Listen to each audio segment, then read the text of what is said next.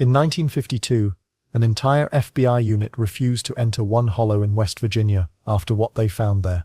The family responsible had been operating for over a century, but they're just number 7 on this list.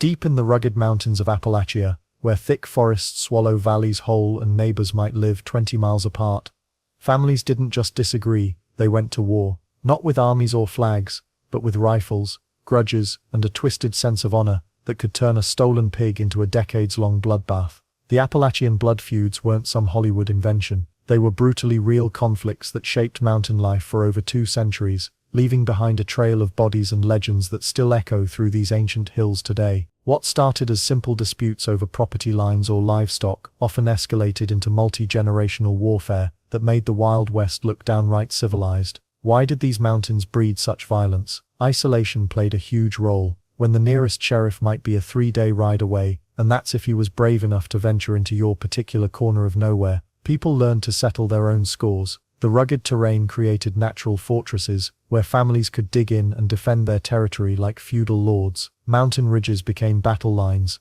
and creek beds turned into unmarked graveyards. But here's where it gets interesting.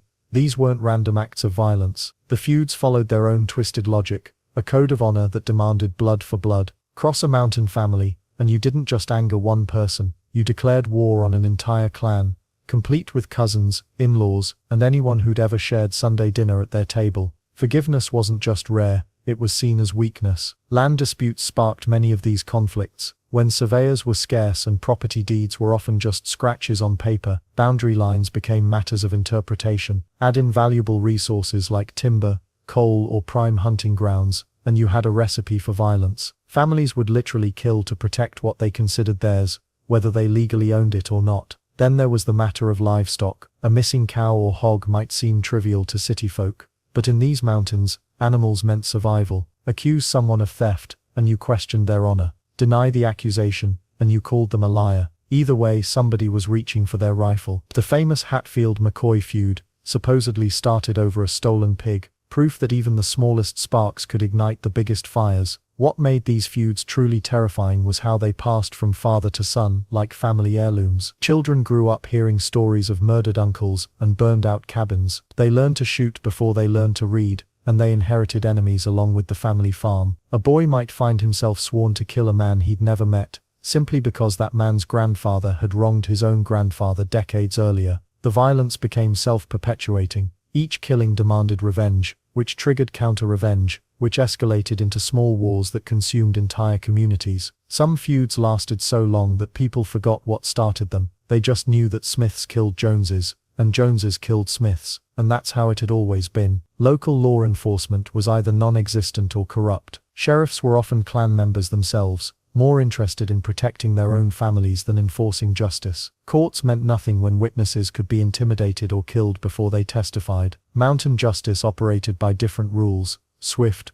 brutal, and final. The isolation that bred these feuds also protected them. News traveled slowly in the mountains, and outsiders rarely ventured deep enough to witness the violence firsthand. When they did, they often kept their mouths shut. Smart visitors learned quickly that asking too many questions about local families was a good way to end up face down in a creek. Some feuding families became legendary for their ruthlessness. They developed reputations that preceded them into neighboring counties, where people would cross the street rather than risk offense. These weren't just backwoods criminals, they were organized, disciplined, and absolutely merciless when defending their family's honor. The weapons evolved with the times. Early feuds relied on hunting rifles and shotguns, but as firearms improved, so did the killing efficiency. Families stockpiled weapons like other people collected quilts. A well-armed clan could hold off law enforcement for weeks, and many did exactly that. Women played crucial roles too, though history often overlooked their contributions. They served as spies, smuggled weapons, and sometimes pulled triggers themselves.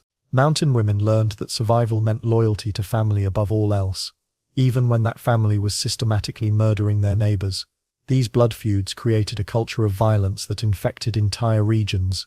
Children grew up traumatized by constant fear, never knowing when the next attack might come. Communities fractured along family lines, making normal social functions impossible.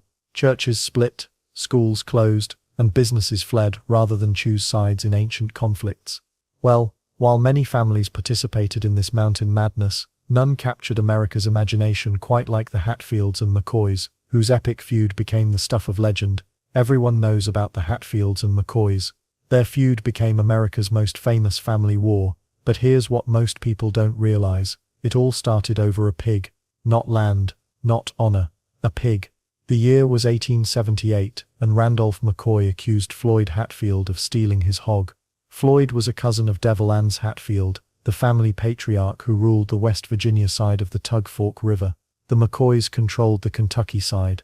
This river wasn't just water, it was a boundary between two different worlds, two different ways of handling business. Well, they took the pig dispute to court. Makes sense, right? Except the jury foreman was a Hatfield relative, and surprise, Floyd Hatfield won the case. Randolph McCoy walked away furious, convinced the whole system was rigged. He wasn't wrong, but the real trouble started 3 years later at an election day party. Ellison Hatfield, Devil Anse's brother, got into a knife fight with 3 McCoy boys. The weird part is that Ellison was massive. They called him Big Ellison because he stood over 6 feet tall and could handle himself in any scrap. Yet somehow, 3 smaller McCoy brothers managed to stab him repeatedly and shoot him in the back. Devil Anse Hatfield wasn't the type to let that slide. He captured the 3 McCoy boys before they could cross back into Kentucky. Then he waited. Ellison lingered for 2 agonizing days before dying from his wounds. The moment Ellison breathed his last breath, Devil Anse marched those 3 McCoy boys to a stand of pawpaw trees and executed them. That's when the real bloodshed began. The families had crossed a line they couldn't uncross. Every slight, every insult, every suspicious look became potential grounds for murder. The mountains turned into a war zone where neighbors spied on neighbors and children learned to shoot before they learned to read properly. Let's not forget the geography made everything worse. The Tug Fork River Valley was isolated, wild and perfect for ambushes. Federal marshals rarely ventured into these hollows, and when they did, they usually left empty-handed or didn't leave at all. Both families knew every cave, every trail, every hiding spot for miles around. Then there was Devil Anse himself, a Civil War veteran who'd led Confederate guerrilla fighters. He knew warfare, and he treated the McCoy feud like a military campaign. His sons grew up expecting violence the way other kids expected chores. They carried Winchester rifles like other people carried lunch pails. The McCoys weren't helpless victims though. Randolph McCoy had plenty of boys willing to fight, and they knew the Kentucky mountains just as well as the Hatfields knew West Virginia. Both sides recruited cousins, in-laws and friends until half the valley was picking sides. National newspapers discovered the story in the 1880s and turned it into entertainment for city readers. Reporters showed up looking for wild mountain men and savage feudists. They found exactly what they wanted to find, or at least, they wrote stories that way. The coverage made the Hatfields and McCoys famous, but it also made them more dangerous. Nobody wanted to back down with the whole country watching. The killing kept escalating. New Year's night 1888 brought the worst attack when a group of Hatfields surrounded Randolph McCoy's cabin. They set it on fire and shot at anyone trying to escape. McCoy's daughter Alifair died in the flames. His son Calvin took a bullet. His wife Sally got beaten so badly she never fully recovered. But why did it drag on for nearly 30 years? Pride mostly. Mountain culture valued family honor above everything else. Backing down meant admitting weakness, and weakness got you killed. Every death demanded revenge. Every act of revenge demanded counter-revenge. The cycle fed on itself like a hungry animal. State governments finally stepped in during the 1890s. Kentucky wanted to arrest the Hatfields for the cabin attack. West Virginia refused to hand them over. The dispute went all the way to the Supreme Court, which ruled that Kentucky could try any Hatfield they managed to capture. Several Hatfield men ended up in Kentucky prisons. One got a death sentence, though it was later changed to life imprisonment. The feud officially ended when the older generation died off, and younger family members moved away from the mountains. Some Hatfields and McCoys even became friends in later years. They posed for photographs together and appeared at reunion events. The whole thing became a tourist attraction. At least a dozen people died in the Hatfield-McCoy War, though nobody kept perfect records. Some say the real number was higher. What everyone agrees on is that it changed how America thought about Appalachian families. The feud created the stereotype of violent, backward mountain clans that Hollywood still uses today. And the strangest part, while America was fascinated by the Hatfields and McCoys, dozens of other mountain families were fighting their own deadly wars. Some of those conflicts were even bloodier, but they never got the same attention. The Barnard family, for instance, was building their own private army just a few counties away. While the Hatfields and McCoys grabbed all the headlines, another family was quietly building something far more dangerous in the Kentucky mountains. The Barnards didn't just fight when trouble came knocking, they turned themselves into their own private army. Big John Barnard had a simple philosophy that kept his family alive in rough country. We stick together, or we die alone. His sons took that lesson to heart in ways that would make neighboring families sleep with one eye open. The Barnard boys didn't just carry guns, they lived and breathed them like other folks breathed mountain air. These weren't your typical farmers with old hunting rifles propped in the corner. The Barnards invested in Winchester repeating rifles, the kind that could put multiple bullets downrange faster than most men could blink. When trouble started, they had firepower that could match a small military unit. Local folks learned to recognize the distinctive crack of Winchester fire, echoing through the hollows. But here's what made the Barnards different from other feuding families. Most mountain clans fought when someone wronged them directly. The Barnards fought when anyone wronged any member of their family, no matter how distant the connection, or how small the slight. Your cousin's neighbor looked sideways at a Barnard. Well, now you had a problem with all of them. They operated like a militia with Big John as their commanding officer. When one Barnard called for help, the others dropped whatever they were doing and came running with loaded weapons. Didn't matter if you were plowing fields, eating supper, or attending church on Sunday morning. The family call meant everything else could wait. This fighting-first mentality created a reputation that spread faster than wildfire through dry timber. Store owners gave Barnards extra generous portions. Neighbors settled property disputes without involving courts. Smart folks just stayed out of their way entirely. The Barnard name carried more weight than any sheriff's badge in their corner of Kentucky. Their approach to conflict resolution was refreshingly direct if you happened to be on their side. Someone steals your livestock, the Barnards would get it back and make sure the thief never considered stealing again. Someone threatens your family, the Barnards would have a conversation that typically ended with apologies and promises of good behavior. Someone actually hurt a family member. Well, that's where things got seriously ugly. Property disputes became their specialty, mainly because mountain families were always arguing over land boundaries, water rights and timber claims. The Barnards didn't believe in lengthy negotiations or legal paperwork. They believed in showing up with enough firepower to make the other side reconsider their position. Surprisingly effective, though not exactly what you'd call diplomatic. Their reputation for violence wasn't just talk, either. The Barnard boys could shoot the wings off a fly at 100 yards, and they practiced regularly to stay sharp. Neighbors would hear gunfire from Barnard property, and know they were keeping their skills honed. Smart neighbors took that as a friendly reminder to stay on good terms with the family. What really set fear into local hearts was their willingness to escalate any situation to deadly force. Other families might start with harsh words, move to shoving, then maybe throw a punch before reaching for weapons. The Barnards often skipped straight to the Winchester stage of conflict resolution. They figured overwhelming force ended disputes faster and more permanently than drawn-out fighting. The isolation of mountain life worked perfectly for their militia-style operations. By the time word of trouble reached any outside law enforcement, the Barnards had usually handled the situation their own way. County sheriffs learned that investigating Barnard incidents often led to frustrating dead ends, missing witnesses, and a general lack of cooperation from anyone who might have seen anything. Local communities developed an unspoken understanding about Barnard business. You minded your own affairs, treated family members with respect, and avoided any behavior that might be interpreted as threatening. In return, you could go about your daily life without worry. Cross that line, though, and you'd quickly discover why neighboring counties warned travelers about passing through Barnard territory. The family's reputation grew so fearsome that some folks would take longer routes to avoid their land entirely. Better to add an extra day of travel than risk an encounter that might not end well. Tales of Barnard shootouts became campfire stories designed to teach children about the importance of showing proper respect to dangerous neighbors. Then there was their peculiar sense of honor, which operated by rules that made perfect sense to them, but seemed mysterious to everyone else. The Barnards would help a neighbor in genuine need, share food during hard times, and protect innocent folks from outside threats.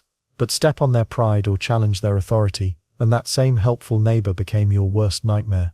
This combination of military organization, superior firepower, and hair-trigger tempers was building towards something explosive. The Barnards were looking for the kind of fight that would cement their reputation permanently. Unfortunately for everyone involved, they were about to find exactly what they were looking for in the most unlikely place imaginable. Tensions between the Barnards and Suttons had been simmering for months. Property lines, livestock disputes and wounded pride created a powder keg ready to explode. Nobody expected it to blow up inside the Lord's house. Sunday morning service at Pine Ridge Church seemed normal enough. Families filed in wearing their best clothes, nodding politely despite the underlying hatred that ran through their veins like poison. The Barnards sat on the left side. The Suttons claimed the right. Even in God's house, battle lines were drawn. Big John Barnard stood 6 feet 4 inches tall and weighed close to 300 pounds. His massive frame filled the wooden pew, and his presence alone made people nervous. The man's reputation for violence preceded him everywhere he went. When Big John walked into a room, conversations stopped. When he spoke, people listened. Thomas Sutton was smaller but twice as mean. Quick with his fists and quicker with his gun, he'd already put 2 men in the ground over lesser disputes. His cold eyes never missed a detail, and his hand never strayed far from his weapon. Even during church services, he kept a loaded pistol tucked inside his Sunday coat. The preacher had just started his sermon about forgiveness when the trouble began. Big John stood up during the middle of the prayer.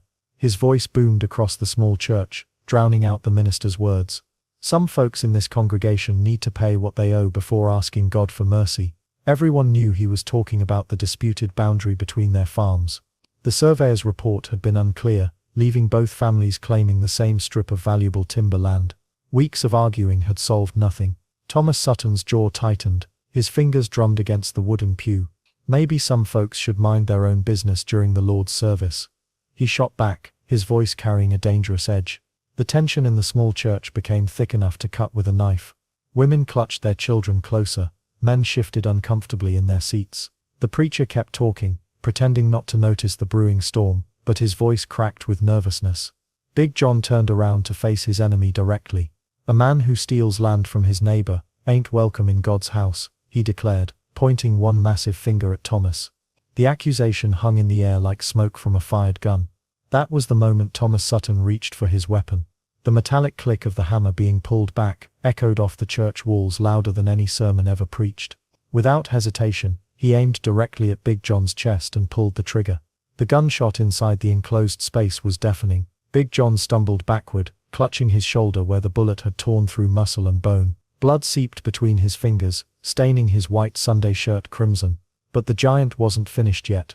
Instead of falling down, Big John lunged forward with a roar that shook the rafters. His good arm swung like a tree branch, connecting with Thomas's jaw with a sickening crack. The smaller man went flying backward, crashing into the pews behind him. Then all hell broke loose. Other Barnard men jumped to their feet, pulling out their own pistols. The Suttons responded in kind.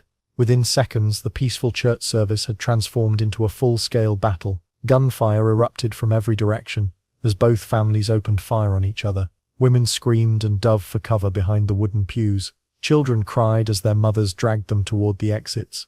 The preacher himself abandoned his pulpit and crawled behind the altar, praying louder than he'd ever prayed in his life. Bullets splintered the wooden walls and shattered the church windows. The smell of gunpowder mixed with fear and panic filled the sacred space. What had been a house of worship moments before now resembled a battlefield. Big John and Thomas continued their personal war in the center aisle. Despite his wound, the giant kept fighting with savage determination. Thomas, blood streaming from his broken jaw, emptied his pistol at close range. Both men were taking hits but refused to back down. The gunfight lasted maybe 5 minutes, though it felt like hours to everyone trapped inside. When the smoke finally cleared and the shooting stopped, bodies littered the church floor. Big John Barnard lay motionless near the front pew, his massive frame finally still. Thomas Sutton had collapsed beside the overturned communion table, his eyes staring sightlessly at the ceiling. Both leaders were dead, their blood mixed together on the wooden planks where countless weddings and baptisms had taken place.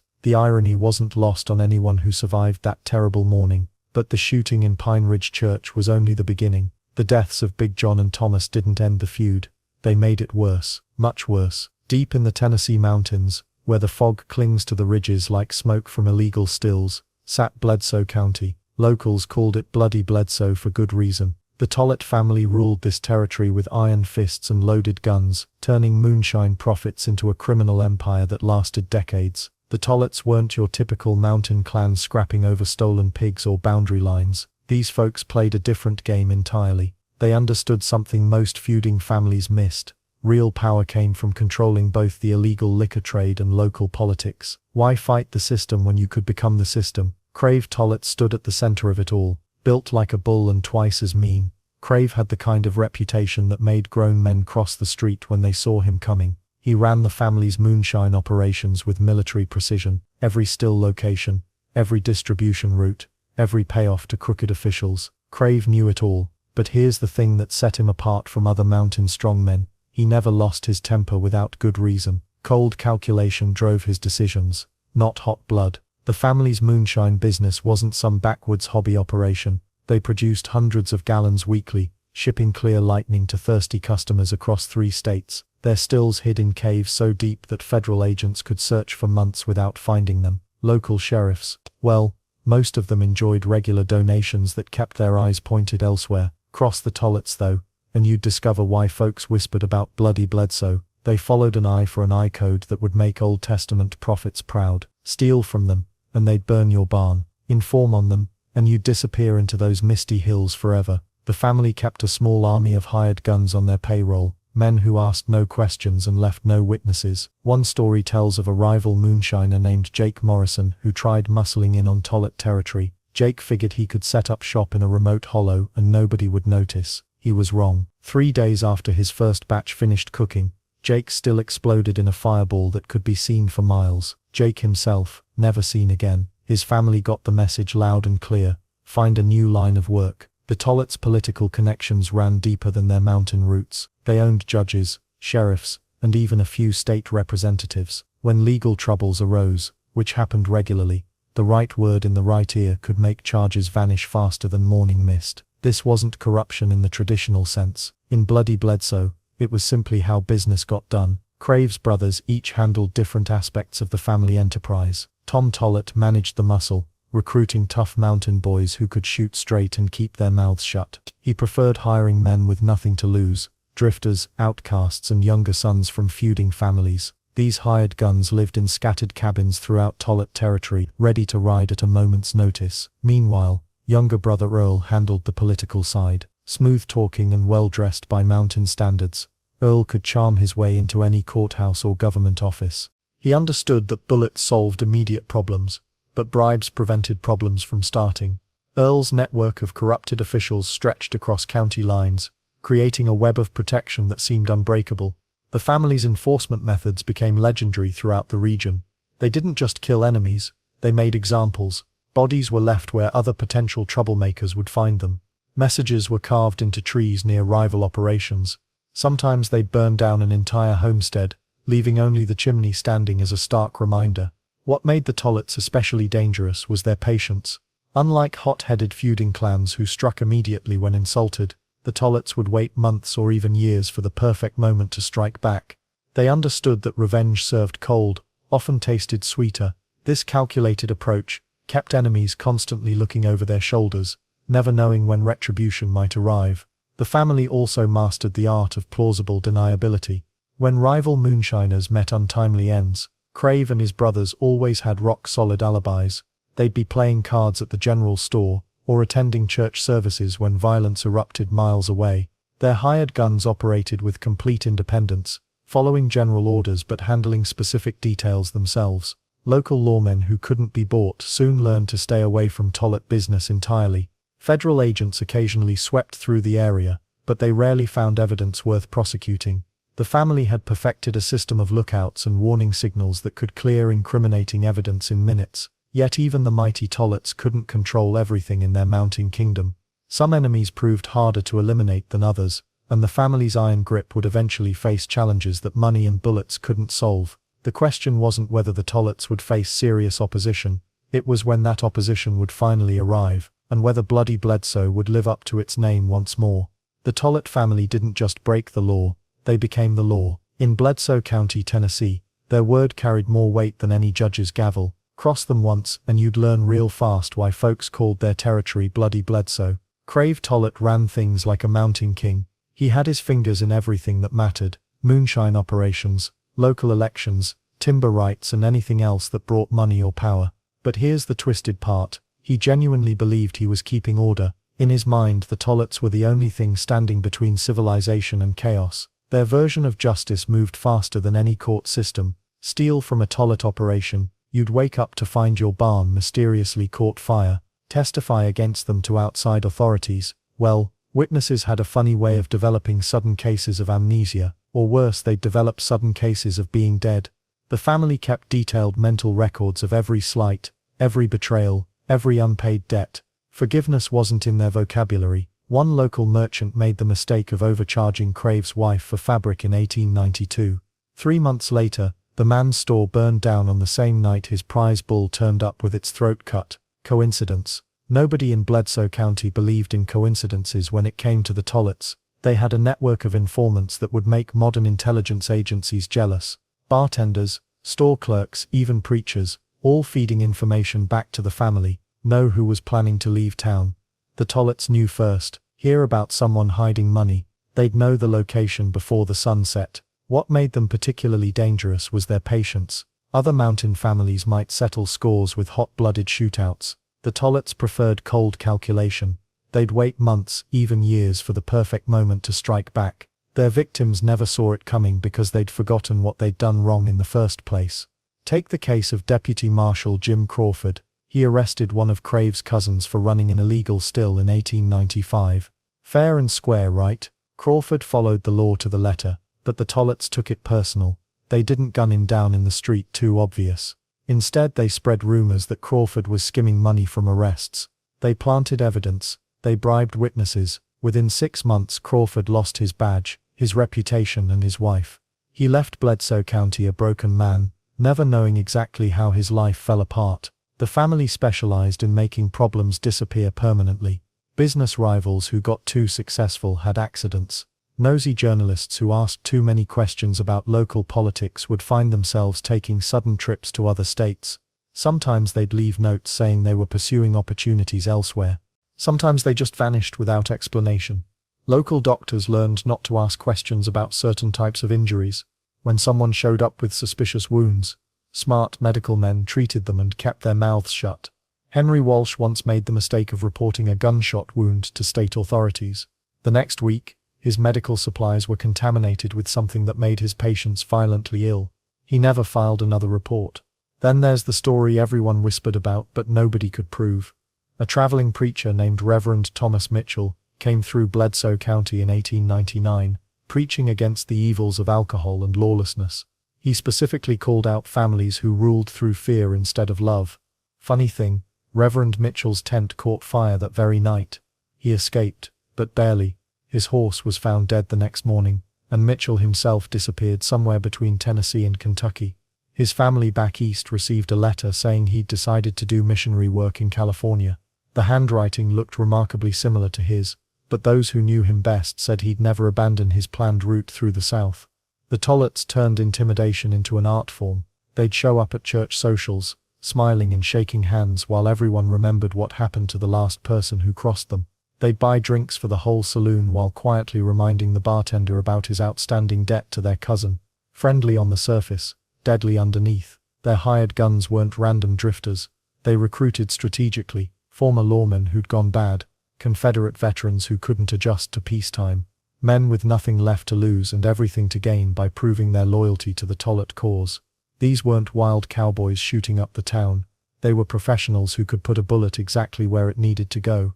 But even the most careful predators sometimes slip up. The Tolletts made their share of enemies over the decades. Some of those enemies were just as smart, just as patient, and just as ruthless. And when mountain families started fighting back against Tollett control, the results would make bloody Bledsoe live up to its name in ways nobody expected. Speaking of unexpected violence, some feuds exploded without warning, like when the Adair brothers decided that revenge required more than intimidation. The Tolletts weren't the only family that took revenge seriously in the mountains. When someone wronged the Adair brothers, they didn't just get angry, they got methodical, and on one blood-soaked night in 1889, they proved that some mountain justice came with a body count that would haunt the region for generations. The Adair family had been nursing a grudge for months. Details of the original slight remain murky. Maybe it was stolen livestock, maybe a land dispute, maybe something as simple as an insult that cut too deep. Mountain pride ran thick in those days, and the Adairs weren't known for turning the other cheek. They were known for turning up at your door with rifles. But here's where this story gets darker than most feuds. The Adair brothers didn't want a fair fight. They wanted complete destruction. On a cold February night, 4 Adair brothers rode through the darkness toward the home of their enemies. They'd planned this attack for weeks, studying the family's routines, noting who lived in the house, even checking the best escape routes. This wasn't a hot-blooded crime of passion. This was cold, calculated murder. The target family, let's call them the Millers to protect what's left of their legacy, had no idea death was riding toward their cabin. They'd settled in for the night like any other mountain family. Kids were asleep. Adults were probably sitting by the fire, maybe sharing stories or planning the next day's work. Normal people living normal lives, completely unaware that 4 armed men were surrounding their home. Then there's the matter of timing. The Adairs didn't attack during daylight, when their targets might fight back effectively. They waited until the dead of night, when confusion would be their ally. Smart? Absolutely. Evil? Well, that depends on how you feel about murdering entire families in their sleep.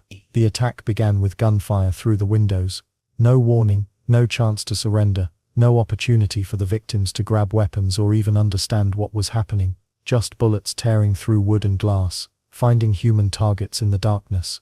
The sound must have been deafening in the mountain silence, rifle cracks echoing off the hills like thunder. 6 people died in those first minutes. 6 men, women and children cut down before they could fully wake up from whatever dreams they'd been having. The Adairs moved through that cabin like a plague, making sure nobody survived to tell tales or seek their own revenge later.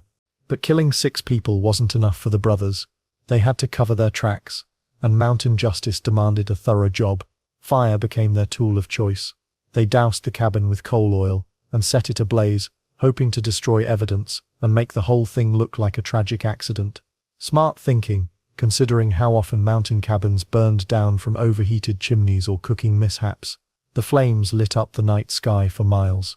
Neighbors saw the orange glow, and knew something terrible had happened, but mountain distances meant help would arrive too late. By the time anyone reached the scene, the cabin was nothing but smoking timbers and ash. The perfect crime, or so the Adairs thought. What made this massacre particularly shocking wasn't just the body count. It was the complete ruthlessness of it all. Most mountain feuds involved gunfights between armed men who knew the risks. This was different. This was the elimination of an entire family line, including people who probably had nothing to do with whatever had started the conflict in the first place. The local community reacted with a mixture of fear and disgust that surprised even hardened mountain folk. These people had seen plenty of violence, but the systematic nature of the Adair attack crossed lines that most feuding families respected. Killing your enemies was one thing, wiping out their whole bloodline was something else entirely. News of the massacre spread through the mountains like wildfire. Other families started sleeping with loaded guns closer to their beds. Some even posted guards at night, worried that the Adairs might decide they had grievances worth settling with bullets and fire too. The weird part is how clean the Adairs' plan almost worked. Without witnesses or evidence, proving their guilt would have been nearly impossible.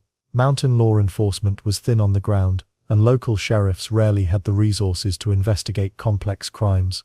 The brothers might have literally gotten away with murder if they'd been just a little more careful about one crucial detail. They didn't account for survivors, and when someone lives through what should have been certain death, well, that changes everything. The Adairs thought they'd killed everyone in that cabin, but mountain folks are tougher than most people realize. When the smoke cleared and the flames died down, something impossible happened. Polly wasn't supposed to survive what the Adairs brothers did to her family that night. She wasn't supposed to crawl out of that burning house with her baby still breathing in her arms. The attack had been swift and brutal. 6 members of her family lay dead around her. The Adairs thought they'd finished the job when they set the house ablaze and rode off into the darkness. They figured the fire would erase any evidence of their revenge. But they made one critical mistake. They didn't check if everyone was actually dead. Polly had taken a bullet to her shoulder, and another grazed her leg. Blood soaked through her nightgown as she lay motionless on the wooden floor.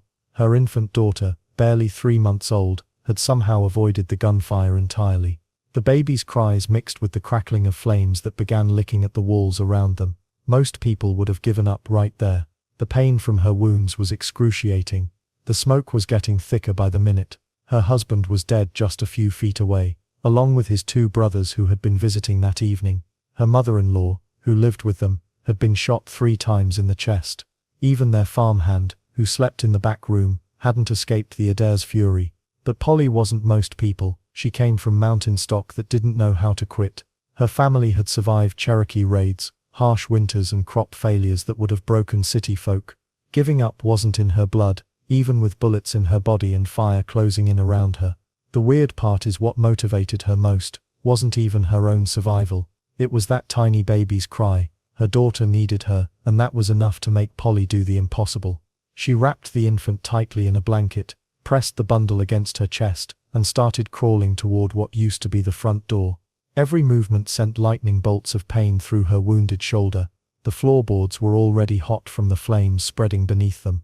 Smoke burned her lungs with each desperate breath. She could barely see through the haze, feeling her way along the wall toward where she remembered the door should be. The roof started groaning above them. Burning timber crashed down just behind her, as she pulled herself forward inch by agonizing inch. Her baby had gone quiet, which terrified Polly more than her own wounds. Was her daughter still breathing? She couldn't tell through the thick blanket, but she couldn't stop to check either. Then there's the moment that still gives people chills when they tell this story. Polly reached what should have been the door, but found only a wall of flames. The Adairs had barricaded the main entrance before setting the fire. They wanted to make sure nobody escaped to tell what happened. Most folks would have panicked, but Polly remembered the small window in the back room where their farmhand used to sneak out for midnight visits to town. If it wasn't blocked, if the flames hadn't reached it yet, maybe she could squeeze through with her baby. Crawling backward through the smoke and heat took every ounce of strength she had left. The baby started crying again, which was actually the most beautiful sound Polly had ever heard. It meant her daughter was still alive. The window was their salvation. Polly managed to push it open with her good arm and shove her baby through first, lowering the bundle as gently as she could onto the soft ground below. Then came the hard part, getting her own wounded body through that narrow opening while the house collapsed around her. She made it with seconds to spare. The roof caved in just as she tumbled out the window, landing hard on her injured shoulder. The pain made her black out for a moment, but she came to when her baby started crying again. They were both alive, lying in the dirt behind a house that was now completely engulfed in flames. Polly couldn't walk, so she crawled again, this time toward the nearest neighbor's house, over a mile away through rough mountain terrain. She kept her daughter pressed against her chest, using her body to shield the baby from branches and rocks. It took her most of the night to make that journey. When old Sam Morrison found them on his porch at dawn, Polly was barely conscious. Her wounds had reopened during the crawl, leaving a trail of blood through the woods, but her baby was unharmed, still wrapped snugly in that blanket. Word of Polly's survival spread through the mountains like wildfire. People had seen plenty of violence during the feuding years, but this story was different. It proved that even the most vicious attacks couldn't always destroy a mother's love. The Adair brothers had killed 6 people that night, but their failure to finish off Polly would come back to haunt them in ways they never expected. After Polly's miraculous escape spread terror through the mountains, word traveled fast about another family that would face an even more devastating attack. The Hannon farm sat peacefully in a valley where Cherokee hunting parties still moved through ancestral lands. Most settlers had learned to coexist with the Cherokee, trading goods and respecting boundaries, but tensions could explode without warning. The Hannon family had built their homestead right in the middle of what the Cherokee considered sacred hunting grounds. Old Man Hannon didn't care much about ancient claims to the land. He'd cleared the trees, planted his crops, and figured possession was 9/10 of the law. His wife Martha had warned him about the occasional Cherokee they'd spotted watching from the ridge. Maybe we should talk to them, she'd suggested. Hannon just laughed it off. 7 family members were working around the farm that morning when the attack came. The Cherokee warriors moved like shadows through the morning mist. No warning shots, no demands for the family to leave. This wasn't about negotiation anymore. The violence erupted in minutes. Martha Hannon was hanging laundry when the first arrow found its mark. Her scream alerted the others, but it was already too late.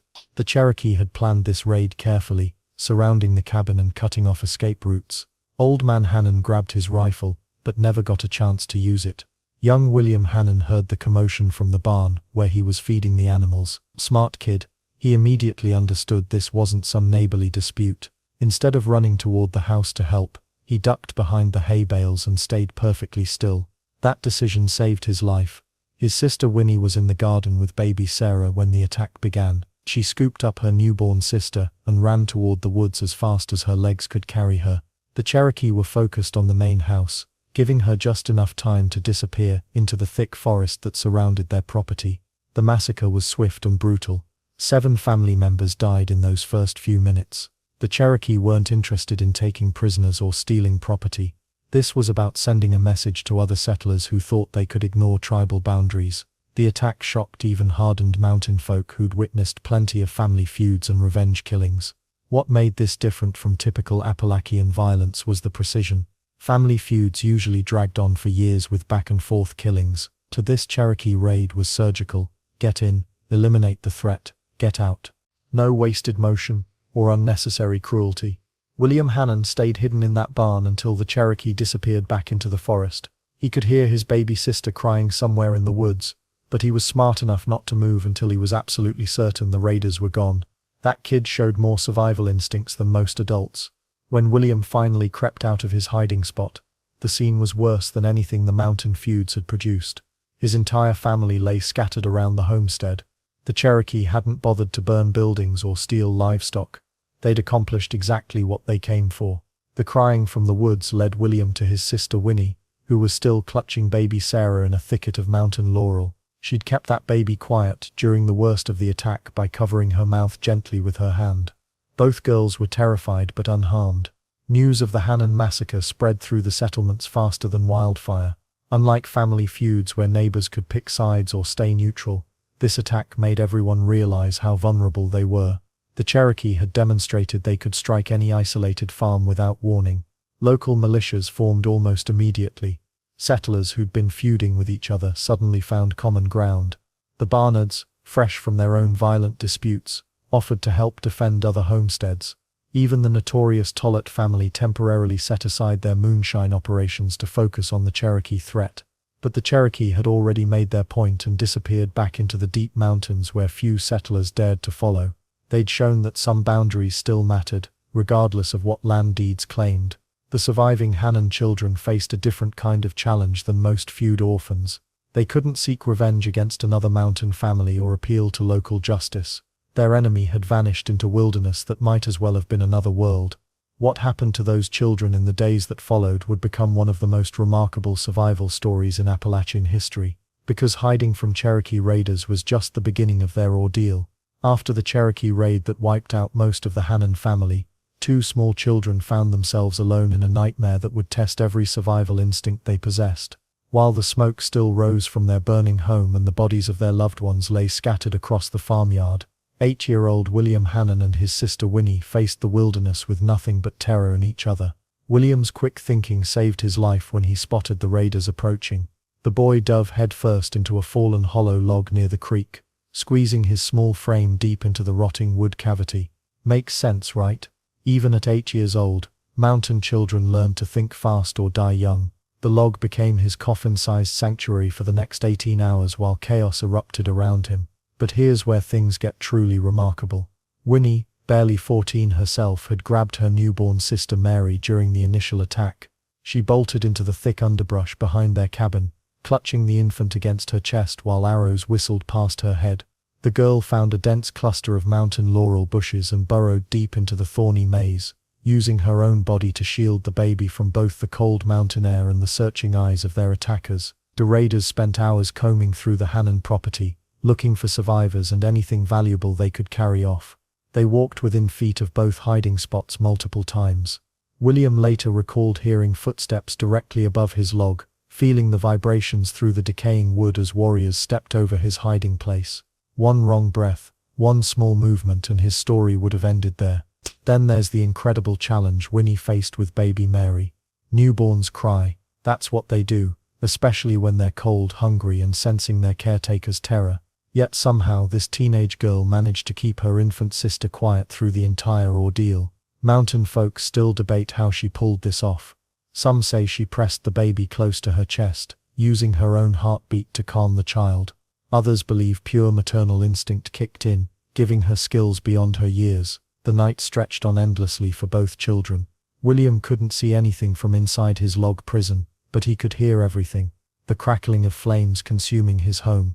Voices speaking in a language he didn't understand. The awful silence that followed when the raiders finally departed, leaving behind a scene of total destruction. Meanwhile, Winnie battled hypothermia as temperatures dropped. Mountain nights in that region could kill grown men, let alone a young girl protecting an infant with nothing but the clothes on their backs. She later told rescuers that she spent the entire night alternating between staying perfectly still when she heard sounds and gently rocking the baby during quiet moments. Her arms went numb from holding Mary in the same position for hours, but she never loosened her grip. Dawn brought new terrors. Both children faced the horrible realization that their entire world had vanished overnight. William finally crawled out of his log to find smoldering ruins where his home once stood. The sight of his dead family members nearly broke his young mind, but somehow he found the courage to call out for other survivors. That's when he heard Winnie's weak voice answering from the bushes. The reunion between the siblings became one of those moments that defines a family's legend for generations. Here were two children who had individually survived impossible odds, now finding each other alive against all expectations. But their ordeal wasn't over yet. The nearest neighbor lived miles away through rough mountain terrain. Both children were weak, hungry, and traumatized.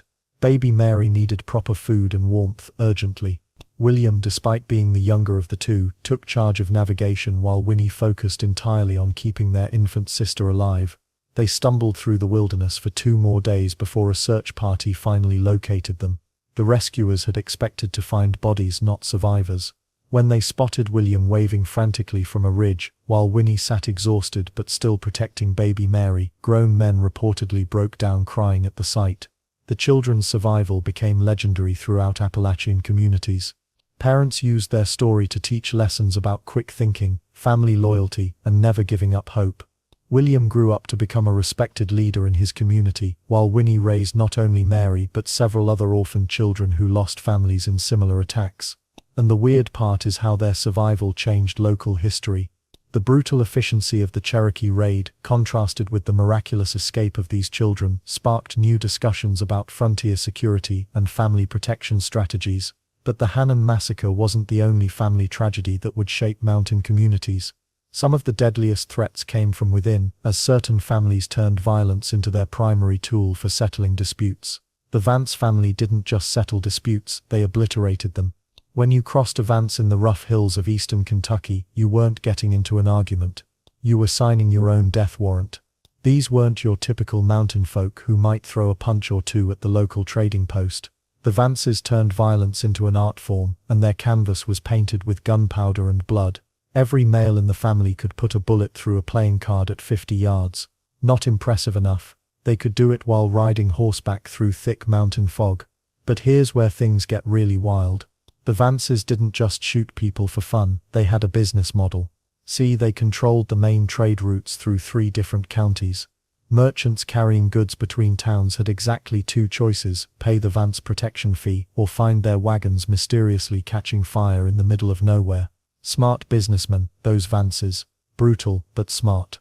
The family patriarch, old man Ezekiel Vance, supposedly killed his first man when he was 14, not in some dramatic showdown either. Just walked up to a neighbor who'd been stealing apples from the family orchard and shot him dead. The local sheriff, he decided those apples must have been really important and left it alone. That set the tone for the next 40 years. What made the Vances truly terrifying wasn't just their aim, it was their patience. Other feuding families would get angry and start shooting immediately. The Vances would smile, shake your hand, invite you for dinner, and then hunt you down 6 months later when you'd completely forgotten about whatever you'd done to upset them. They kept grudge books, actual written records of every slight, every unpaid debt, every sideways look, and they never, ever forgot. The weird part is how they managed to avoid serious jail time. You'd think a family known for controlling territory through violence would eventually run into some real law enforcement. Well, they did. But the Vances had figured out something most mountain families missed. Politics. 3 different Vance men served as county judges over the decades. 2 became sheriffs. 1 even got elected to the state legislature, though he only served 6 months before a hunting accident cut his political career short. Makes sense when you think about it. Who's going to arrest you when your cousin is wearing the badge? Their reputation spread far beyond their home counties. Traveling salesmen would literally change routes to avoid Vance territory, even if it meant adding 3 days to their journey. The extra time was worth staying alive. But the Vances weren't just mindless killers, they had rules. Twisted as they were, they never harmed women or children directly. They always gave a man a chance to draw his weapon first, though that chance usually lasted about half a second, and they never killed on Sundays, claiming it would bring bad luck. Religious folks, apparently. Murderous, but religious. The most famous Vance showdown happened outside a tiny mountain church in 1887. Big Tom Vance, Ezekiel's eldest son, faced off against 3 members of the Morrison family, who'd been cutting timber on Vance land. The Morrisons figured 3-to-1 odds were pretty good. They figured wrong. Big Tom walked away without a scratch. The Morrisons didn't walk away at all. Here's what really separated the Vances from other feuding families. They adapted.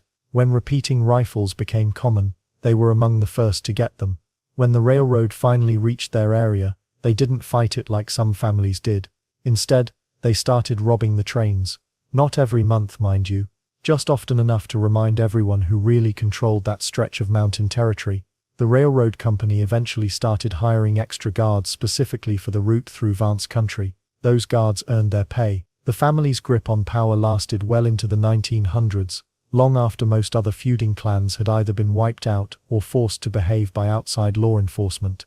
The Vances just kept finding new ways to stay relevant and dangerous. They diversified, you might say. When Prohibition started, the Vances transitioned smoothly from highway robbery to bootlegging. Same skills, different product. They already controlled the territory, already had the weapons, and already had the local authorities in their pocket. Running moonshine was practically a natural evolution. The last confirmed Vance killing happened in 1923, when young Samuel Vance shot a federal revenue agent who'd gotten too curious about the family's liquor business. That killing finally brought enough outside heat to break the family's power. But even as their empire crumbled, the Vance name still carried weight in those mountains. Mention their name in certain hollows even today, and you'll notice conversations get quieter real fast. Speaking of families who knew how to make people disappear, the Jacksons had their own methods for dealing with problems, methods that often left more questions than answers. Mary Vickery stepped out of her family's cabin on that crisp October morning in 1897, planning nothing more dangerous than picking apples. She was 19, known for her bright laugh and quick wit around the Jackson family's territory in eastern Kentucky. Oh, nobody expected her to vanish without a trace. The apple trees sat heavy with fruit that fall. Mary's mother had sent her out early, hoping to beat the frost that threatened to ruin their winter supply. Mary grabbed her wicker basket and headed toward the old orchard that sat between 2 ridges, where the sweetest apples always grew. Simple enough task, right? But here's where things get strange. Will Middleton spotted her around noon, walking along the creek path with her basket half full. He waved from his porch and called out a greeting. Mary waved back and kept walking toward the deeper woods where more apple trees waited. That wave would be the last time anyone saw her alive. When Mary didn't return by supper, her father Jacob Vickery gathered the neighbors. Mountain folk knew better than to ignore a missing person. Too many dangers lurked in those hills, from wild animals to feuding families to simple accidents that could trap someone in a ravine. The search party formed quickly, with lanterns flickering through the darkness like fireflies. They found her basket first, sitting neat as you please beside a lightning-struck oak, still half full of perfect red apples. No signs of struggle, no torn clothing or scattered fruit. Just the basket, placed carefully on the ground as if Mary had set it down to rest and simply walked away. But walked away where? The searchers combed every hollow, every creek bed, every cave they could find. Jacob Vickery offered a reward that would feed a family for months. Still nothing. Days turned into weeks, and the mountain communities stayed on high alert. Mothers kept their children closer, men traveled in groups more often than before. Then the rumors started flying.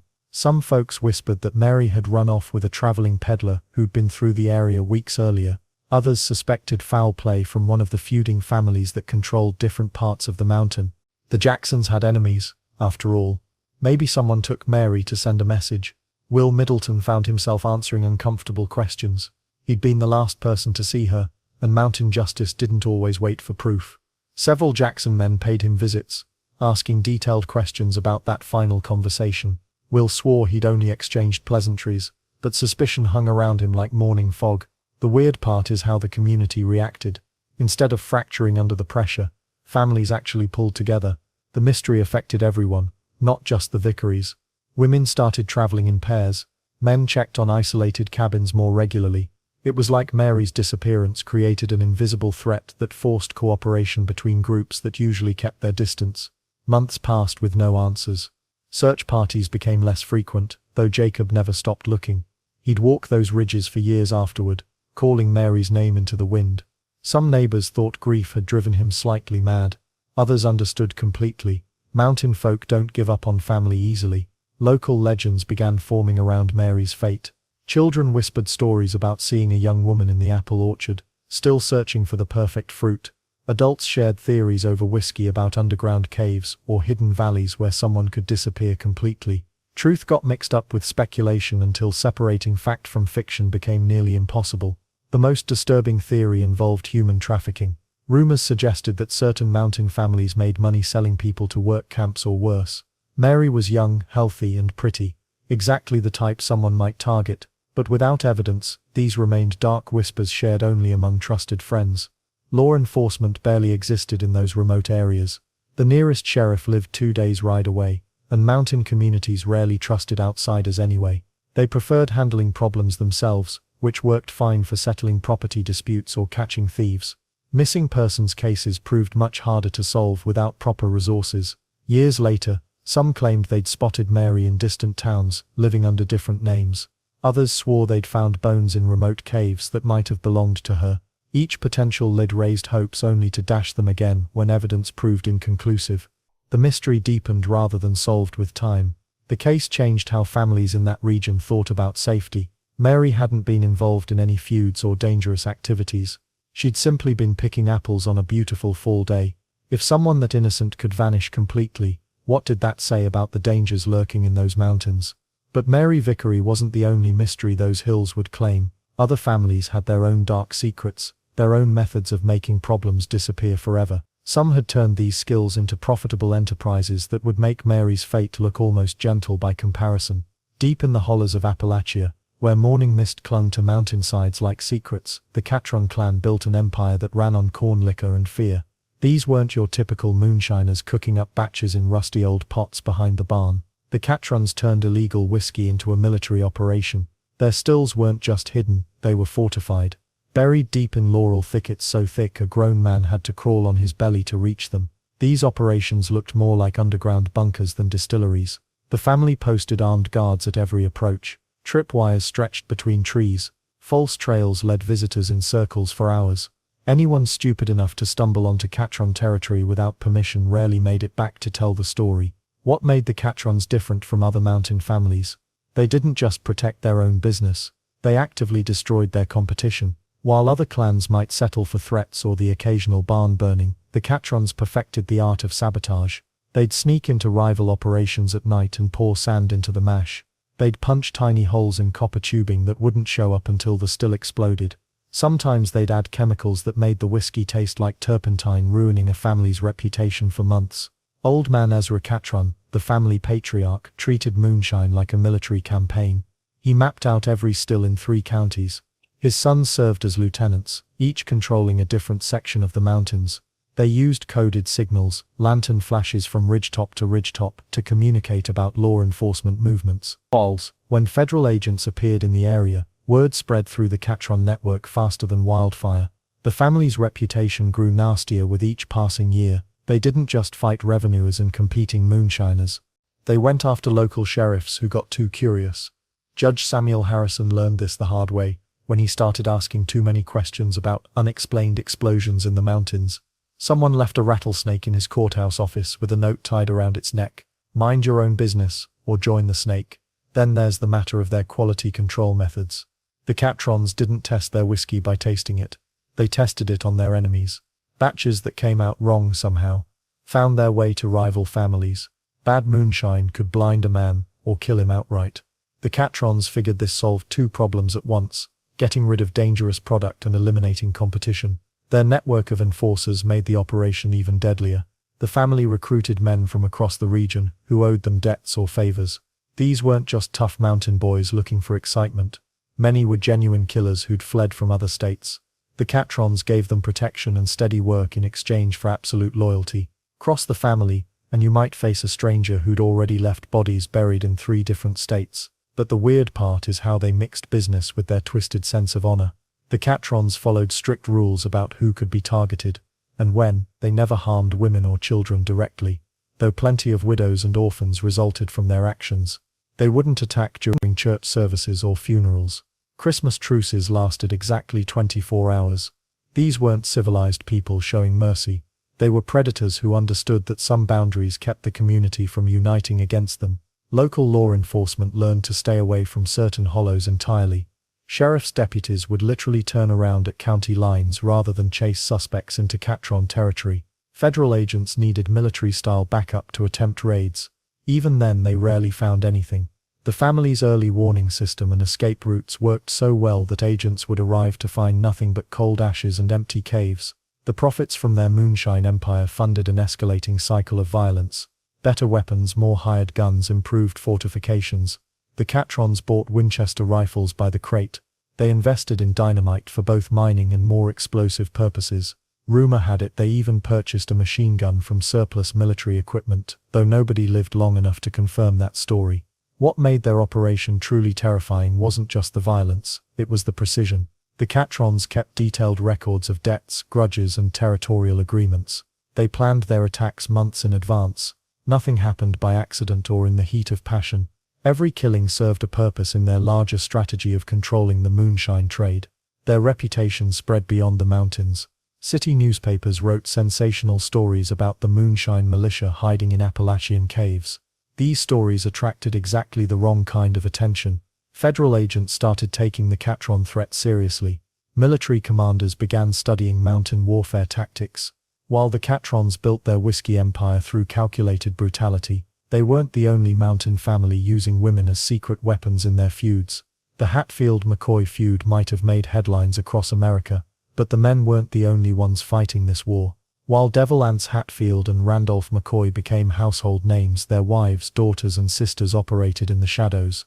These women carried messages through enemy territory, smuggled weapons under their long skirts, and sometimes played both sides of the conflict. History forgot most of their names, but their actions shaped every major battle. Nancy Hatfield, Devil Anse's wife, turned her home into a fortress and intelligence center. She knew exactly which McCoy was where when they traveled, and what they planned next. Nancy didn't just cook meals and tend wounds.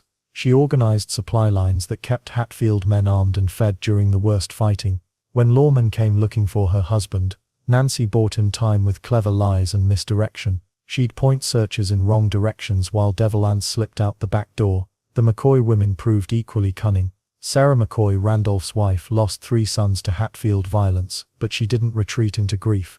Sarah became a master spy, sending female relatives to Hatfield territory disguised as traveling seamstresses or herb collectors. These women memorized guard patterns, counted weapons, and reported back on Hatfield defensive positions. Makes sense, right? Who would suspect a woman selling thread of being a military scout? Then there's Rosanna McCoy, who fell in love with John C. Hatfield and nearly caused a war within the war. But Rosanna's romance served a darker purpose than anyone realized at the time. She fed information about McCoy family meetings to her Hatfield lover, information that led to several deadly ambushes. When family pressure forced her to choose sides, Rosanna picked love over blood. Her betrayal cost McCoy lives, but it also gave her access to Hatfield secrets she passed back to her brothers. Nancy McCoy married into the family, but brought her own agenda. After Cap Hatfield murdered her first husband, Nancy married another Hatfield man for protection. Well, protection and revenge. Nancy spent years slowly poisoning relationships within the Hatfield clan, spreading rumors and creating suspicion between family members. She understood that destroying the Hatfields from within worked better than any direct attack. Levacy Hatfield, Cap's wife, specialized in weapons smuggling. She hollowed out loaves of bread to hide ammunition and sewed gun parts into dress hems. Levacy made regular trips to town for supplies, but she was really running guns to Hatfield fighters hiding in the mountains. Federal agents searched her wagon dozens of times, but never thought to check inside her baby's diaper or the false bottom of her medicine bottles. The weird part is how these women communicated across enemy lines. They developed an elaborate code using quilt patterns hung on clotheslines. A log cabin pattern meant all clear to move. A flying geese design warned of approaching lawmen. Wedding ring quilts signaled family meetings, while star patterns indicated weapon deliveries. Neighbors saw laundry day. The women saw military communications. Betty McCoy earned her reputation as the family's night rider. She dressed as a man and joined raiding parties, her voice disguised and her hair hidden under a hat. Betty's small size let her climb through windows the men couldn't fit through, and she set fires that destroyed Hatfield property worth thousands of dollars. When captured, Hatfield fighters described their attackers. They mentioned a small man who moved like a ghost. They were describing a woman. Vicey Hatfield turned her general store into a front operation for the family war. She sold supplies to both sides while carefully tracking who bought what. Vicey knew which McCoys were running low on ammunition and which Hatfields needed medical supplies. This information helped her family plan attacks when enemies were weakest. But Vicey played an even more dangerous game. She occasionally warned McCoy women when their men walked into traps. Her conscience couldn't handle children becoming orphans, even enemy children. The women also controlled the family's financial warfare. They hid money, gold and valuable documents in locations only they knew. When law enforcement seized Hatfield property, the family's real wealth stayed safely buried in root cellars and hollow trees marked with symbols only the women understood. This hidden money funded weapons purchases, bribed officials, and supported widows on both sides of the feud. Martha Hatfield specialized in psychological warfare. She spread false stories about McCoy atrocities to rally support for her family's cause. Martha also planted evidence that made innocent McCoys look guilty of crimes they didn't commit. Her rumors turned neighbors against each other and isolated the McCoy family from potential allies. Words became weapons, and Martha wielded them expertly. These women understood that wars aren't won just with guns and fists, they're won with information, supplies, money, and public opinion. While their men fought dramatic battles that made newspaper headlines, the Hatfield women fought a quieter but equally deadly campaign in the shadows. But they weren't the only families where women played crucial roles in violent feuds. Other Appalachian clans developed their own creative approaches to warfare and survival. The Hatfield women might have been secret agents, but nobody could vanish quite like the Boggs family. These folks turned disappearing into an art form. When trouble came knocking, they'd be gone faster than smoke in a windstorm. Here's what made the Boggs different from every other feuding family in Appalachia. Most clans stood their ground and fought. The Boggs, they'd fight when they had to, but they preferred to slip away and strike from the shadows. Smart strategy, really. Take old Samuel Boggs, the family patriarch who started this whole tradition. Law came looking for him in 1847, after he allegedly shot a neighbor over a property line. By the time the sheriff reached his cabin, Samuel had become Simon Baker and was already 50 miles away in the next county. His wife told everyone he'd died of fever, even held a fake funeral. The weird part is how good they got at reinventing themselves. Samuel's son Thomas perfected the family art of identity swapping. He'd be Thomas Boggs on Monday, Tom Bradley on Wednesday, and T.B. Morrison by Friday.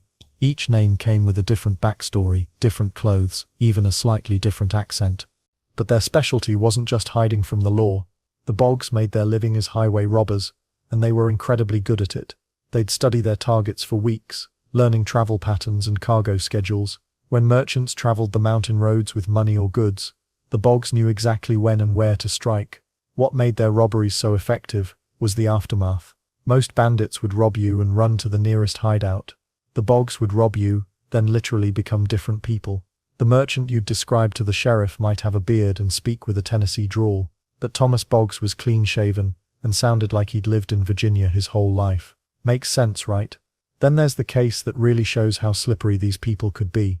In 1851, 3 Boggs brothers, or men claiming to be Boggs brothers, robbed a traveling preacher near Cumberland Gap. The preacher got a good look at all 3 faces and gave detailed descriptions to the authorities. Problem was, when lawmen tracked down the Boggs family, they found 5 brothers who all had solid alibis. None matched the descriptions exactly. Hair color was different. Heights didn't match. Even their ages seemed wrong.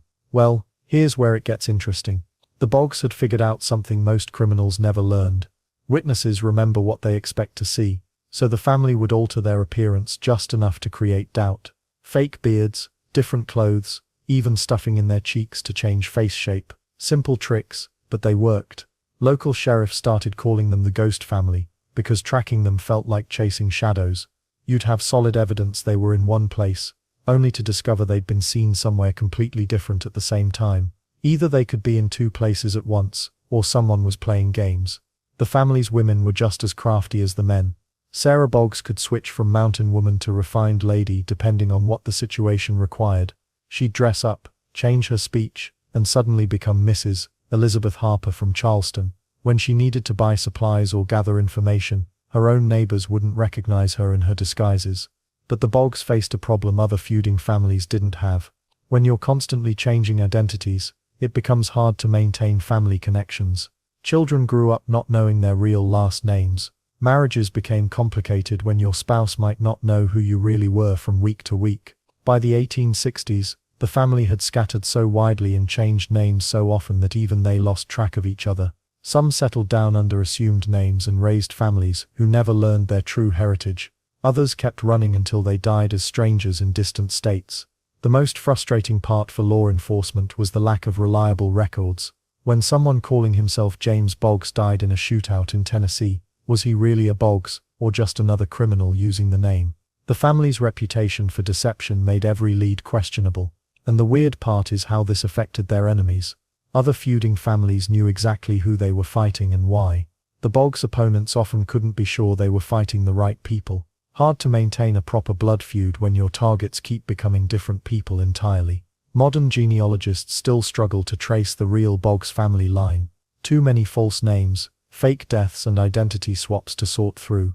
They might have been the most successful criminals in Appalachian history, simply because they made it impossible to pin down who they actually were. Speaking of families who controlled their territory through different means, the Millers took a completely opposite approach to power. Deep beneath the rolling hills of eastern Kentucky, the Miller family built something that would make modern crime bosses jealous. Their underground coal empire stretched across 3 counties, complete with payoff systems that would impress a Chicago mobster. But this wasn't the 1920s, this was the 1880s, and the Millers had turned corruption into an art form decades before Al Capone was even born. The Miller operation started simple enough. Old Man Miller discovered coal seams running through his property and figured he'd dig some out for winter heating. Smart move, right? Well, the old man was smarter than anyone gave him credit for. He realized those coal veins didn't stop at his property line. They ran under half the county, and if he was going to mine them anyway, why bother with all that paperwork and legal nonsense? Within 5 years, the Miller family was pulling coal out of the ground faster than anyone could count. They had crews working around the clock, miners who asked no questions, and most importantly officials who suddenly found their pockets much heavier than before. The beauty of their system was its simplicity. Everyone got paid, everyone stayed quiet, and everyone pretended the massive illegal mining operation simply didn't exist. Let's not forget how they handled competition. When the Henderson family tried to open their own legitimate coal operation just 2 miles away, strange things started happening. Equipment mysteriously broke down overnight. Workers received anonymous threats about accidents that might befall their families. Then the Hendersons' main shaft collapsed under suspicious circumstances, burying months of work under tons of rock. The Millers never left fingerprints on these incidents. They didn't have to. Their network of enforcers included everyone from displaced miners, desperate for work, to local toughs who enjoyed the steady pay. These weren't random hillbilly thugs. They were organized, disciplined, and absolutely ruthless when protecting Miller interests. County Sheriff Bill Parsons became the Millers' most valuable asset. Every month, like clockwork, he'd receive an envelope containing more money than his official salary paid in 6 months. In return, Parsons developed a remarkable case of selective blindness. Mining inspectors from the state capital, they must have gotten lost on those winding mountain roads. Complaints from neighboring landowners. Parsons would investigate thoroughly, which meant he'd ride out to Miller property, share a drink with the family, and file a report stating everything looked perfectly legal. But the genius of the Miller operation wasn't just the bribery, it was how they made themselves indispensable to the entire local economy. They employed half the men in 3 counties. Their illegal profits funded everything from church repairs to school supplies. When little Sarah Thompson needed expensive medicine for her fever, Miller money paid for it. When the town bridge washed out in a spring flood, Miller crews rebuilt it for free. Makes sense, right? Hard to prosecute someone when they're feeding your family and fixing your roads. The Millers understood something that many feuding families missed. Violence should be a last resort, not the first option. They preferred to solve problems with money, jobs, or favors. But when those gentler methods failed, their response was swift and permanent. The Kirkland brothers learned this lesson the hard way when they tried to blackmail the family over their illegal operations. The Kirklands figured they had the Millers cornered. They'd gathered evidence of the illegal mining, photographed the unauthorized equipment, and even documented some of the payoffs. Their demand was simple: cut them in for 20% of the profits, or they'd take their evidence to federal authorities in Louisville. Smart plan, terrible execution. Within a week, both Kirkland brothers had vanished. Their house stood empty, their livestock wandered unfed, and their evidence disappeared without a trace. Neighbors claimed they'd seen the brothers loading a wagon late one night, apparently leaving for opportunities out west. Funny thing though, their wagon and horses were found grazing peacefully in a field the next county over, with no sign of the brothers anywhere. Then there's the question of what happened to their evidence. Some folks whispered that certain photographs and documents had found their way to Sheriff Parsons, who conducted a thorough investigation that somehow concluded the Kirklands had fabricated everything out of jealousy and spite. The Miller Empire lasted nearly 40 years because they understood that real power comes from making people need you, not fear you. They built a system where crossing them meant destroying your own livelihood. Their coal funded the region's prosperity, their jobs supported entire communities, and their influence reached into every courthouse and statehouse for hundreds of miles. But even the most carefully constructed criminal enterprises eventually face challenges they can't buy their way out of. The Millers' greatest test wasn't coming from rival families or ambitious lawmen, it was approaching from an entirely unexpected direction, and it would shake their underground empire to its very foundations. Harlan County earned its nickname the hard way. Blood soaked into the mountain soil so often that locals stopped counting bodies after a while. What made this place different from other feuding territories? Simple answer: everyone was armed, everyone had enemies, and nobody backed down from a fight. The coal boom brought money to these hills, but it also brought something deadlier: competition. Families who'd lived peacefully for generations suddenly found themselves at each other's throats over mining rights, worker disputes, and territorial control. Makes sense, right? When there's real money on the table, old friendships don't mean much. Take the Howard family massacre of 1889.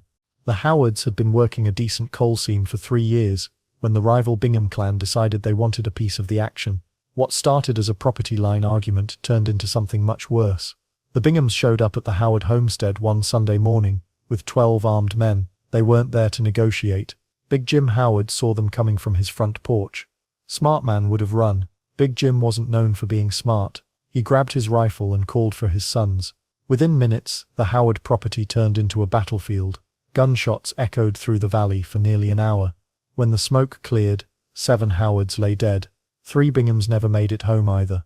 But here's the twisted part. The surviving Howards didn't run or call for outside help. They doubled down. Young Tom Howard, barely 16, took over as head of the family. His first act: planning revenge that would make the Sunday morning massacre look like child's play. 3 weeks later, Tom Howard and his remaining brothers cornered 8 Bingham men at the company store. The Binghams were buying supplies, thinking they'd won their war. Tom had other ideas. His group surrounded the building and opened fire without warning. The wooden walls offered about as much protection as paper. By the time the shooting stopped, 6 more men were dead. The store owner found himself mopping blood off his floors for days. Then there was the mystery of the Miller family disappearance. The Millers controlled 3 profitable mines and kept to themselves mostly. One morning in 1891, neighbors noticed smoke coming from the Miller homestead. When they investigated, they found the house burned to the ground. No bodies, no survivors, no explanation. The Miller family had simply vanished.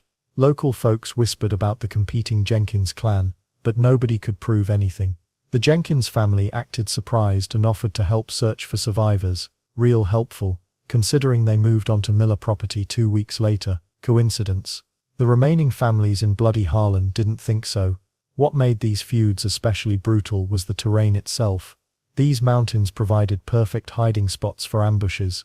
A man could disappear into a laurel thicket and emerge miles away. Families used this to their advantage, setting traps along known travel routes. The old logging road became known as Dead Man's Path, after 5 different murders happened along the same quarter-mile stretch. The violence got so bad that traveling merchants stopped coming through. Mail delivery became irregular because postal workers refused to risk their lives. Even the circuit preacher started skipping Harlan County on his rounds. When a man of God won't visit your community, you know things have gotten out of hand. And the weird part is how normal it all seemed to the locals. Kids grew up learning to shoot before they learned to read. Mothers packed extra ammunition with their husbands' lunch pails. Families built their houses with gun ports instead of regular windows. This wasn't paranoia, it was survival. The coal companies tried hiring outside security, but those men rarely lasted long. Mountain families knew every ridge, every cave, every shortcut through the wilderness. Outsiders found themselves outgunned and outmaneuvered by people who'd been hunting these hills since childhood. Most security men quit after a few weeks. The smart ones quit after their first ambush. Local law enforcement, what a joke. Sheriff deputies either joined one of the feuding families or learned to look the other way. The few honest lawmen who tried to bring order usually ended up buried in unmarked graves. Justice in Bloody Harlan came from rifle barrels, not courtrooms. By 1895, entire families had wiped each other out completely. Some family names that had been common in the area for 50 years simply disappeared from county records. Houses stood empty, mines went unworked, the violence had consumed itself, leaving behind ghost settlements and overgrown graveyards. Children who survived the massacres often changed their names and moved away. They'd seen enough blood to last several lifetimes, but some stayed, carrying grudges that would simmer for decades. These survivors would eventually pass their hatred down to the next generation, ensuring the cycle of violence would continue. Yet even as Bloody Harlan earned its reputation as the deadliest place in Appalachia, another family was quietly building their own empire of fear in neighboring Virginia. The Duncans had been watching all this chaos with great interest, learning valuable lessons about revenge. The Duncan family of Virginia didn't mess around when it came to protecting what they thought was theirs. While other feuding clans fought over stolen pigs or family honor, the Duncans had their eyes on something more practical, farmland and water rights, and they'd kill for both. These weren't your typical mountain farmers scratching out a living on rocky soil. The Duncans controlled some of the most fertile valleys in their corner of Virginia, and they planned to keep it that way. But here's the thing about good land. Everybody wants it. Neighbors started eyeing Duncan property with a little too much interest. Bad move. The family's approach to conflict resolution was refreshingly direct. Skip the lawyers, forget the courts, and definitely don't bother with peaceful negotiations. The Duncans preferred what you might call nighttime diplomacy. They'd organize ambushes when their enemies least expected them, usually on dark mountain roads where screams wouldn't carry far. Old Man Duncan, the family patriarch, ran his clan like a military unit. He'd scout rival families for weeks, learning their routines and weak spots. Which path did they take to town? When did they check their livestock? Who traveled alone after dark? The Duncans turned stalking into an art form. Water rights became their biggest obsession. Mountain streams meant everything to farming communities. Irrigation for crops, power for mills, fresh drinking water for families and animals. Control the water, control the valley. The Duncans understood this better than most. When upstream neighbors tried to dam or divert their precious streams, the family declared war. The first warning usually came in the form of burned barns. You'd wake up to find your hay storage reduced to ash and charcoal. Smart folks got the message and backed down. Stubborn ones discovered the Duncans had more creative ways to make their point. Take the Henderson family, who made the mistake of building a mill dam that reduced water flow to Duncan property. The Duncans didn't just destroy the dam, they waited until the Hendersons were working late at their mill, then struck like ghosts in the night. 2 Henderson brothers died in that attack. The mill mysteriously caught fire the same evening. What made the Duncans particularly dangerous was their patience. They'd nurse grudges for months, even years before striking back.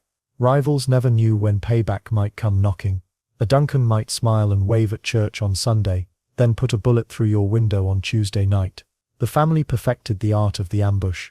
They'd use coded whistle signals to coordinate attacks, positioning family members at strategic spots along mountain trails. Victims rarely saw their attackers clearly. The Duncans would strike fast and disappear into the familiar darkness of their home territory. Local authorities learned to stay out of Duncan business. The family had allies throughout the county, including some folks who wore badges during the day but looked the other way when Duncan violence erupted after sunset.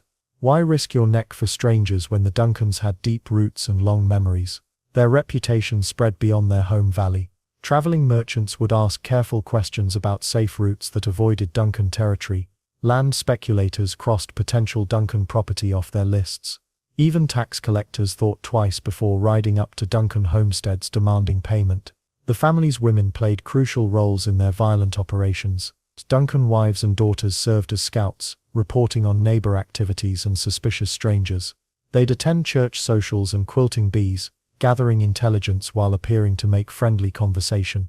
Nobody suspected the sweet Duncan grandmother of planning her husband's next midnight raid. But the Duncans made one critical mistake. They never knew when to stop. Each successful ambush made them bolder. Each burned barn convinced them they were untouchable. Each dead rival proved their methods worked. Pride became their weakness. The beginning of their downfall came when they targeted the wrong family. The Morrisons had connections beyond the local mountains, including a state legislator who didn't appreciate his constituents getting murdered over water rights. Outside pressure started building on local law enforcement to actually enforce some law. Several Duncan family heads met violent ends themselves, victims of their own brutal tactics. Enemies learned to fight fire with fire, organizing their own nighttime raids and surprise attacks. The hunters became the hunted. Violence has a way of coming full circle in the mountains. By the time outside authorities finally cracked down on mountain feuding, the Duncan family tree had lost several major branches to bullets and revenge. Their fertile valleys remained, but many of the hands that once worked them lay buried in hillside graveyards. Yet their story wasn't quite finished. Other families would soon discover that sometimes the line between outlaw and hero depends entirely on whose side you're standing on. The Shepherd family started their criminal career in the most ordinary way possible. Cattle rustling. Nothing fancy about it. Just good old-fashioned livestock theft in the dead of night. They'd sneak onto neighboring farms, cut loose a few head of cattle, and drive them deep into the mountain hollows where nobody dared follow. For years locals whispered about missing livestock but never had proof. The Shepherds were too smart for that. But here's where things get interesting. Somewhere along the way these cattle thieves turned into the closest thing their community had to superheroes. Weird, right? It happened gradually. The Shepherd boys, there were 5 of them, all built like oak trees and twice as stubborn, started noticing something troubling. Outside criminals were moving into their territory. Not the harmless local type who might steal a chicken or two. We're talking about dangerous men from the cities who saw isolated mountain families as easy targets. When a gang of armed robbers terrorized the widow Thompson's place, demanding her late husband's savings, the Shepherds made a decision. They tracked those outsiders through 3 counties, cornered them in a box canyon, and delivered what they called mountain justice. The robbers were found tied to trees the next morning with notes pinned to their shirts. "Next time we won't be so friendly." Then there's the legendary incident with the traveling medicine show that turned out to be a con operation. These smooth-talking city folks rolled into town, sold fake remedies to desperate families, and planned to disappear with everyone's hard-earned money. The Shepherds got wind of the scheme and decided to put on their own show.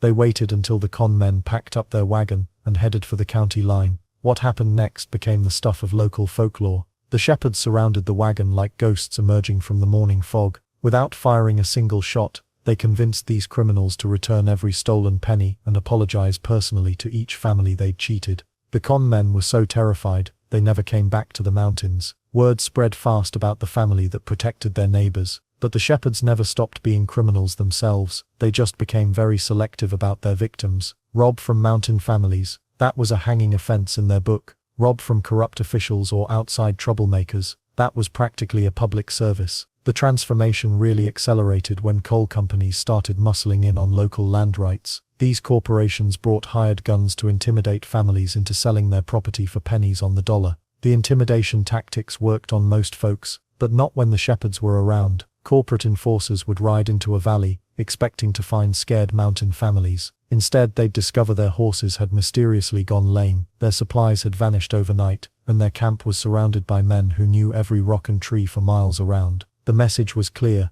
find somewhere else to do business. What made the Shepherds fascinating was how they straddled the line between outlaw and lawman. They never wore badges, but they enforced their own version of justice with religious devotion. Cross an innocent family, and you'd answer to them. Try to cheat or intimidate their neighbors, and you'd learn why people whispered their name with a mixture of fear and respect. The irony wasn't lost on anyone. The same men who'd steal your cattle on Tuesday would risk their lives protecting your daughter from kidnappers on Wednesday. They operated by a code that made perfect sense to them, but confused the hell out of everyone else. By the 1890s, some Shepherd family members had actually joined local government positions, not through any democratic process, mind you. They simply declared themselves sheriff's deputies and started carrying official-looking badges they'd had made in the county seat. When the real sheriff objected, he mysteriously decided to retire early and move to a different state. The weird part is that crime rates actually dropped wherever the shepherds took unofficial control. Turns out having a family of reformed cattle rustlers keeping the peace was surprisingly effective.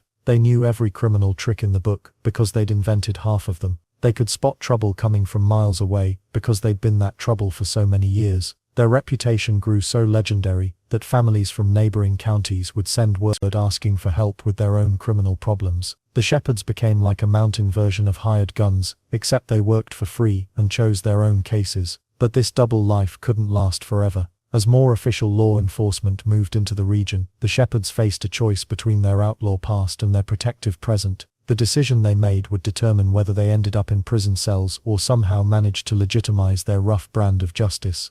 That choice would lead to one of the most unusual law enforcement experiments in Appalachian history. When most families build forts, they're talking about blanket constructions in the living room, not the elders. These mountain dwellers took fortress building to levels that would make medieval lords jealous. Tucked away in a hidden valley so remote that even experienced hunters got lost trying to find it, the elder family created what locals whispered about as an impenetrable mountain stronghold. The elders didn't just stumble into this isolated paradise. They chose it, carefully. After years of watching other Appalachian families tear each other apart in bloody feuds, they decided on a different strategy entirely. Why fight everyone when you could simply disappear? Their valley sat nestled between steep ridges that rose like natural walls on all sides. Only one narrow path led in, and the elders made sure nobody used it without their permission. What made their fortress truly legendary wasn't the location though. It was the defenses they built with their own hands. The family spent decades turning their mountain hideaway into something that would challenge any unwanted visitor. Pitfall traps lined the single entrance trail, covered with branches and leaves that looked perfectly natural. Step in the wrong spot, and you'd find yourself at the bottom of a 10-foot hole with sharpened stakes waiting below. But the weird part is how sophisticated their warning systems became. The elders strung thin wires between trees at ankle height, connected to cowbells hidden in the brush. Anyone stumbling through their woods would set off a chain reaction of noise that could be heard throughout the valley. They positioned mirrors on strategic rock faces to catch sunlight and signal each other across long distances. Some say they even trained their hunting dogs to recognize the scent of strangers from miles away. Then there were the false trails. The elders carved dozens of paths that seemed to lead somewhere important but actually ended at cliff faces or impassable thickets. They'd plant old campfire remains and scatter animal bones to make these dead ends look like legitimate routes. Law enforcement officers who tried tracking the family often found themselves walking in circles for hours before giving up entirely. The family's reputation for staying hidden became so complete that neighboring communities started treating them like ghosts. Merchants in nearby towns claimed they'd occasionally find payment for supplies left mysteriously on their doorsteps, along with lists of what the elders needed. The money was always exact, never a penny more or less, but nobody ever saw who made these midnight deliveries. Well, that doesn't mean the elders were completely antisocial. They had their own rules about who could enter their domain. Lost children were always guided safely out of the mountains and returned to their families. Wounded animals received care before being released back into the wild. Some folks swear the elders even helped hide runaway slaves traveling the Underground Railroad, though proving that claim remains impossible. Their fortress mentality extended to how they dealt with outside law enforcement. When federal agents finally organized a serious attempt to locate the elder compound in the 1890s, they found themselves facing obstacles that seemed almost supernatural. Rock slides would block paths just hours after scouts had marked them as passable. Creek water would suddenly taste bitter and undrinkable. Compasses would spin wildly, pointing in different directions every few minutes. The agents reported hearing voices calling from empty woods trying to lead search parties away from their intended routes. They'd follow what sounded like someone crying for help, only to find themselves standing alone in clearings with no sign that anyone had ever been there. After 2 weeks of this psychological warfare, most of the law enforcement team packed up and headed back to civilization, officially reporting that no elder settlement existed in the area. Makes sense, right? Who wants to chase people who clearly don't want to be found, especially when they're not bothering anyone else? Local storytellers claim the elders developed their own economy within the valley walls. They supposedly grew everything they needed, raised livestock, and even operated a small blacksmith shop where they forged their own tools and weapons. Some tales describe underground storage rooms carved directly into the mountain, filled with enough supplies to last through long winters or extended sieges. The mystery deepened when neighboring families started finding expertly crafted items left at forest edges. Hand-forged knives, woven baskets, carved wooden bowls, all made with skill that surpassed anything local craftsmen could produce. But again, nobody ever witnessed these gifts being delivered or discovered who was making them. What happened to the elders eventually remains one of Appalachia's greatest unsolved puzzles. Their valley supposedly still exists somewhere in those endless mountains. Whether descendants still live there, continuing the family tradition of isolation, nobody knows for certain. But their legend influenced how other mountain families approached survival and self-defense. The Porter brothers, however, took a completely different approach to avoiding the law. Instead of building fortresses, they perfected the art of always staying one step ahead. The Porter brothers weren't your typical mountain outlaws. While other feuding families fought over land or honor, these boys had a different passion entirely. Horses. They couldn't resist them. Every horse in 3 counties became fair game for Jake, Samuel, and Thomas Porter. Their crime spree started small in 1889. Jake spotted a beautiful mare grazing near a neighbor's cabin. Within hours, that horse had vanished into the thick mountain laurel. The owner searched for days, never thinking to check the Porter property tucked away in a hidden valley 20 miles south. But here's where things get interesting. The brothers didn't just steal horses randomly, they studied their targets like military strategists.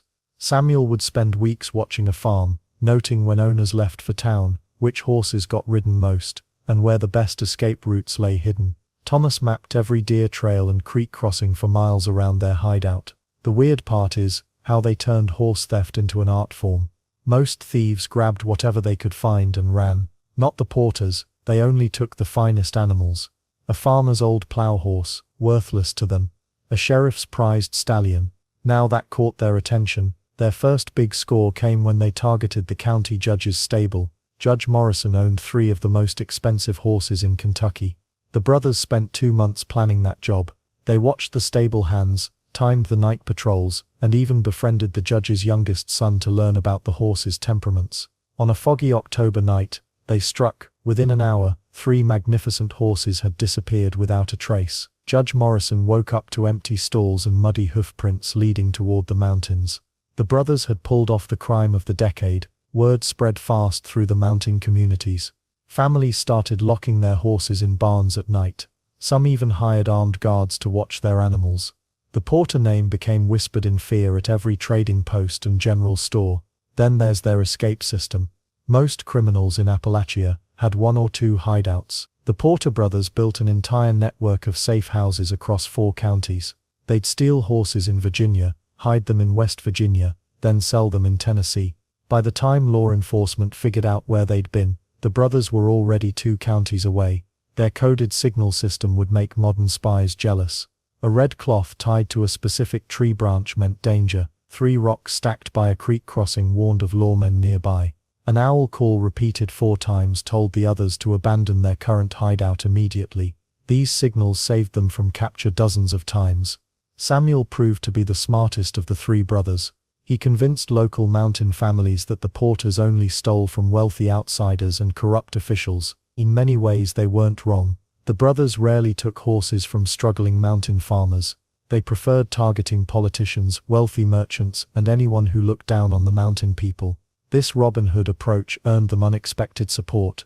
Mountain families would warn them about approaching lawmen or offer food during winter months. Some even helped hide stolen horses in their own barns, claiming ignorance when questioned by authorities.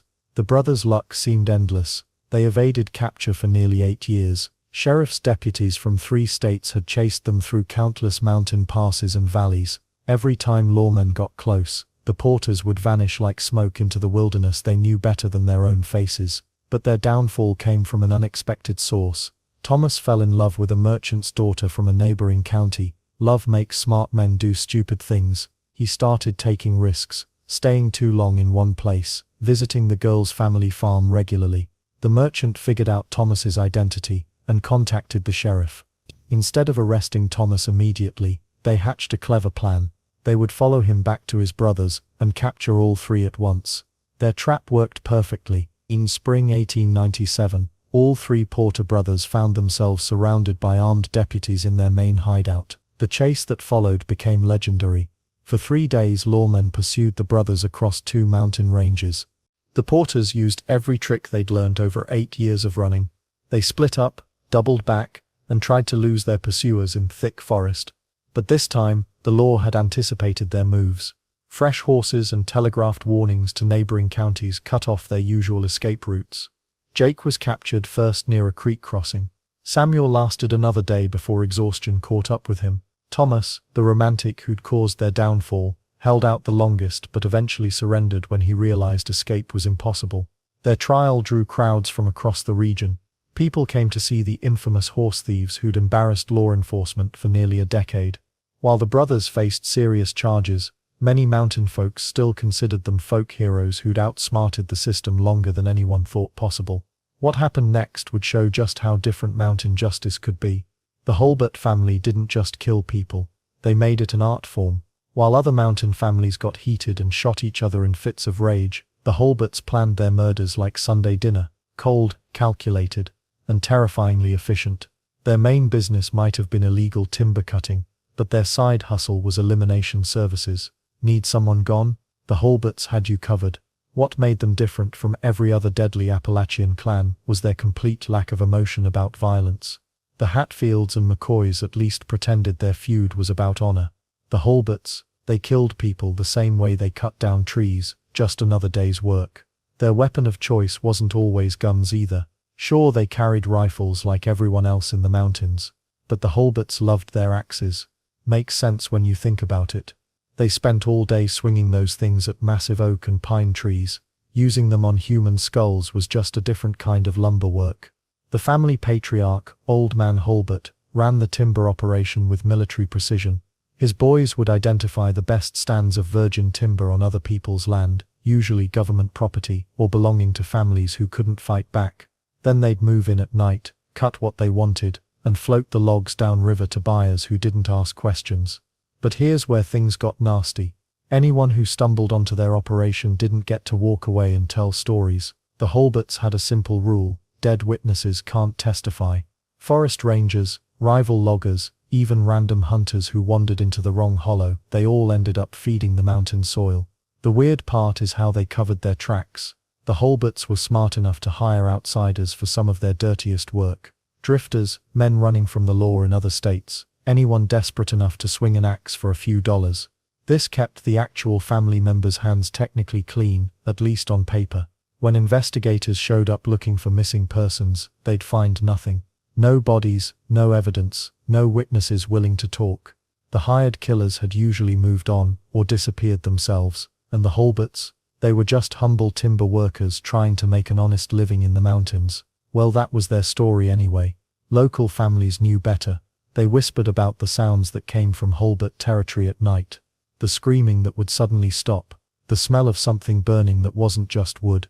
Parents warned their children to stay far away from Holbert Creek, and for good reason. The family's reputation grew so dark that other criminals started avoiding their territory. Even the roughest mountain men, guys who'd killed over card games and stolen horses, gave the Holberts a wide berth. That takes some serious fear factor. What really set them apart was their business-like approach to murder. Other feuding families killed in anger, usually over insults or territory disputes. The Holberts treated killing like accounting. They kept mental ledgers of who owed them what, who had crossed them, and who simply knew too much about their operations. Their timber empire stretched across 3 counties, all built on stolen wood and buried secrets. They had buyers as far away as Charleston and Louisville, men who paid cash for quality lumber and didn't care where it came from. The Holberts became wealthy by mountain standards, but their money was soaked in blood. Law enforcement knew what was happening, but couldn't prove it. Every time a sheriff got close to building a case, key witnesses would vanish. Evidence would disappear. Sometimes the investigating lawmen themselves would decide to take jobs in different counties, far from Holbert territory. The family's children grew up thinking this was normal business practice. They learned to swing axes before they could properly hold rifles. By age 12, most Holbert boys could drop a tree exactly where they wanted it and keep their mouths shut about family business. The girls married into other criminal families, or moved far away. There wasn't much middle ground. For over 20 years, the Holberts ran their bloody timber empire without facing serious consequences. They accumulated wealth, fear, and a body count that probably reached into the dozens. Yet not a single family member ever served serious jail time for their crimes. Their success came from understanding something other mountain families missed: the power of reputation. Once word spread about what happened to people who crossed the Holberts, most folks just stayed away. Fear became their best protection. Then there is the question of what finally brought down their operation. It wasn't law enforcement or rival families that ended the Holberts' reign of terror.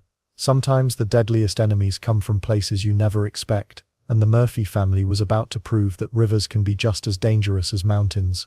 The Murphy family didn't just live near the river, they owned it. Every bend, every crossing, every muddy ford belonged to them. Cross their water without paying, and you'd learn real quick why folks called them the River Raiders. These weren't your typical mountain feuders fighting over land disputes or stolen livestock.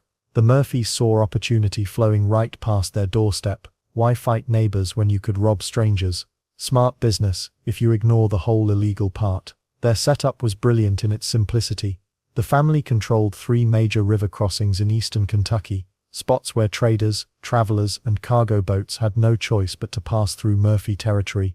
Think of it as the world's wettest toll booth, except the collectors carried shotguns and didn't give receipts. Old Man Murphy, the family patriarch, started the whole operation back in the 1880s. He'd noticed how many valuable goods floated down from lumber camps and mining operations upstream. Copper, coal, whiskey, tools, all of it had to pass his land.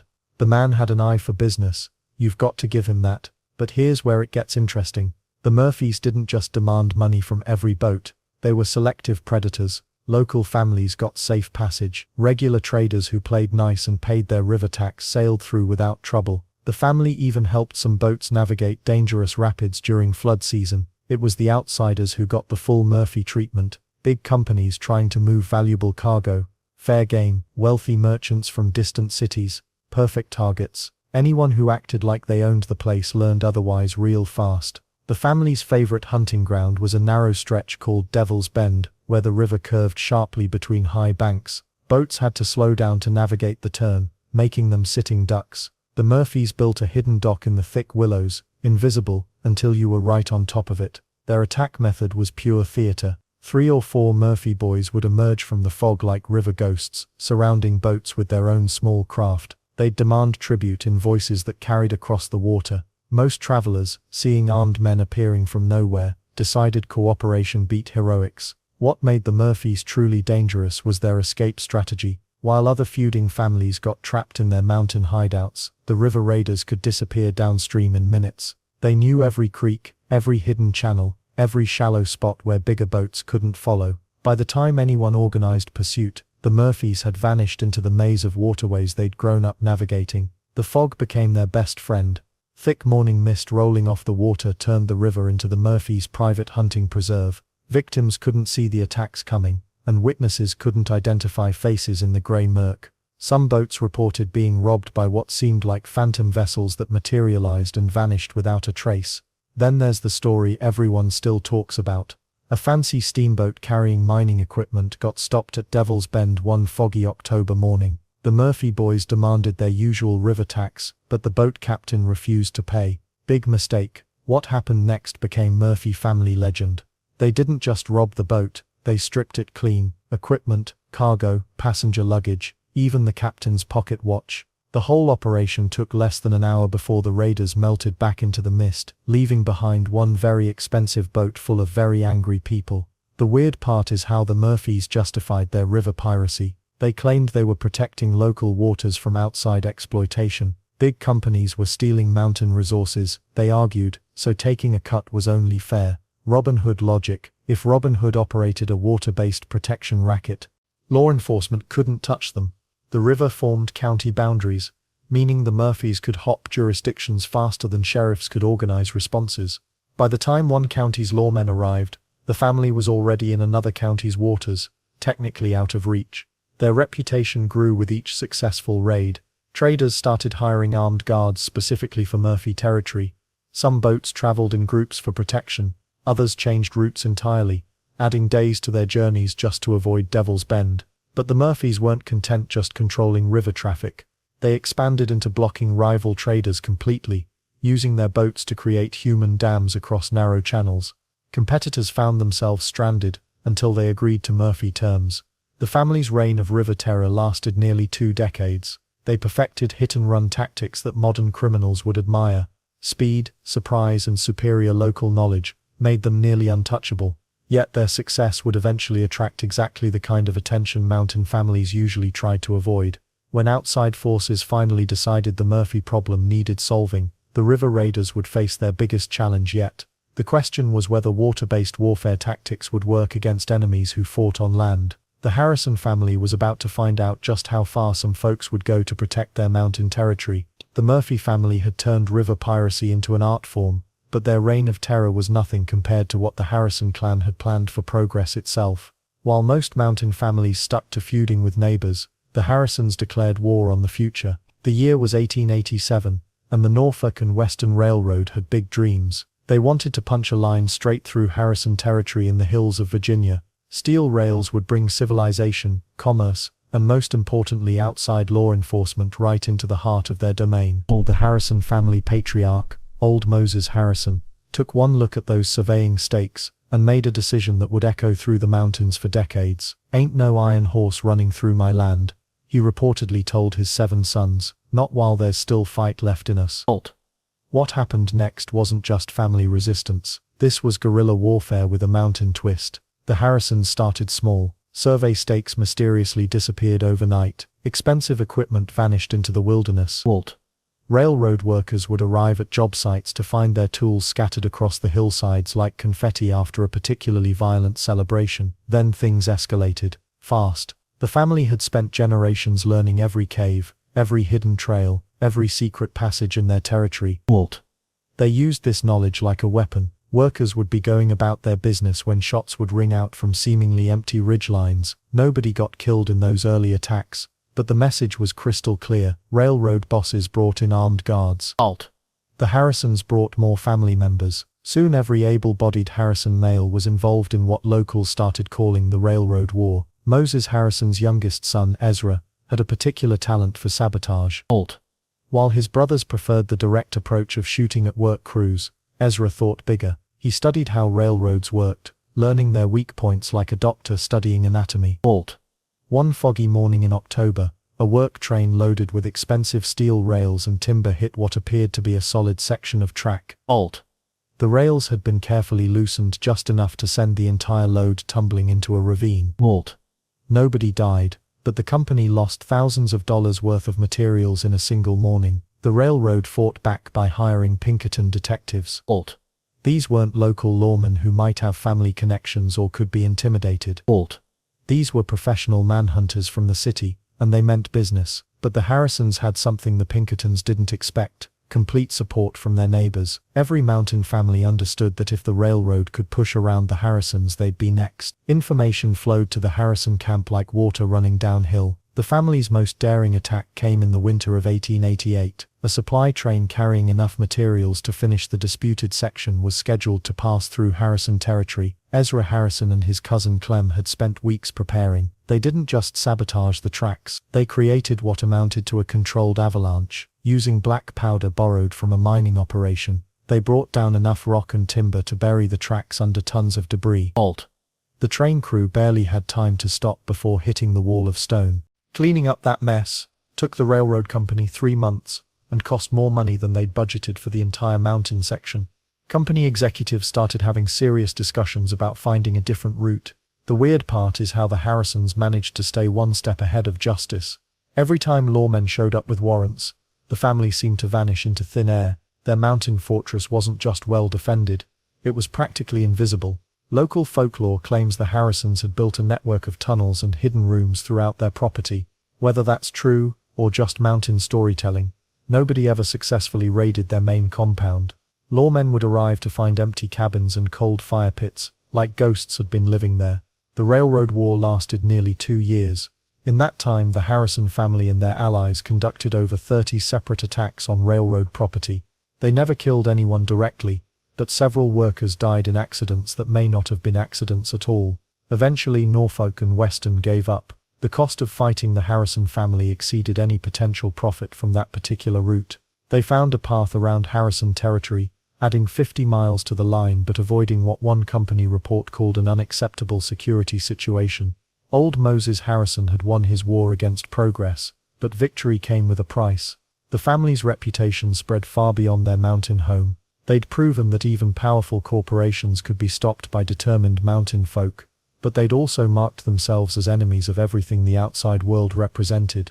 The ghost train legends started almost immediately after the railroad abandoned their route. Locals swear they still hear phantom whistles echoing through the valleys where tracks were never laid, and some claim to see spectral headlights cutting through the fog on moonless nights. But the Harrison victory celebration wouldn't last long. Their war against the railroad had awakened something far more dangerous than corporate lawyers or Pinkerton detectives. They'd attracted the attention of families who specialized in making people disappear entirely. The Wright family didn't bother with simple murders or barn burnings like their neighbors. They had a different business model entirely. While other feuding families settled scores with bullets and bloodshed, the Wrights discovered something far more profitable. Fear mixed with patience could fill their pockets better than any moonshine operation. Their specialty was kidnapping, but not the desperate, sloppy kind you might expect from mountain outlaws. The Wrights planned everything. They studied their targets for weeks, learning routines, weaknesses, and most importantly, how much money families might scrape together to get their loved ones back. Wealthy newcomers made the best victims. These outsiders came to the mountains thinking they could buy land, build fancy houses, and live peacefully among the locals. Wrong move. The Wrights watched every new arrival like hawks circling prey. A merchant from Richmond, a timber company owner from Philadelphia, a railroad investor from Charleston, all perfect candidates for their underground business. The family had turned kidnapping into an art form. They never grabbed victims from busy places or during daylight hours. Instead, they waited for perfect moments. A lone rider heading home after dark, someone taking a shortcut through the woods, a businessman foolish enough to travel mountain roads without protection. Once they had someone, the real genius began. The Wrights didn't keep prisoners in barns or cabins like amateurs. They used caves. The Appalachian mountains were riddled with limestone caverns, some so deep and twisted that even experienced hunters avoided them. The Wright family knew these underground chambers better than anyone. Hidden deep in remote cave systems, prisoners vanished from the world completely. No search party could find them. No tracking dogs could follow scents through underground rivers and rocky passages. The cave stayed cool year-round, muffling any screams or calls for help. But here's what made the Wrights truly dangerous. They kept their victims alive and relatively comfortable. They provided food, water, even blankets. This wasn't cruelty for its own sake. Happy prisoners meant higher ransom payments and fewer desperate escape attempts. The ransom demands always came through mysterious messengers. A note slipped under a door, a message delivered by a child who claimed a stranger gave them a penny to carry it. Sometimes the Wright family used coded signals, rocks arranged in specific patterns, scratches on fence posts, even messages hidden inside church hymnals. They demanded reasonable amounts too. Not so much that families couldn't possibly pay, but enough to make the Wright clan wealthy by mountain standards.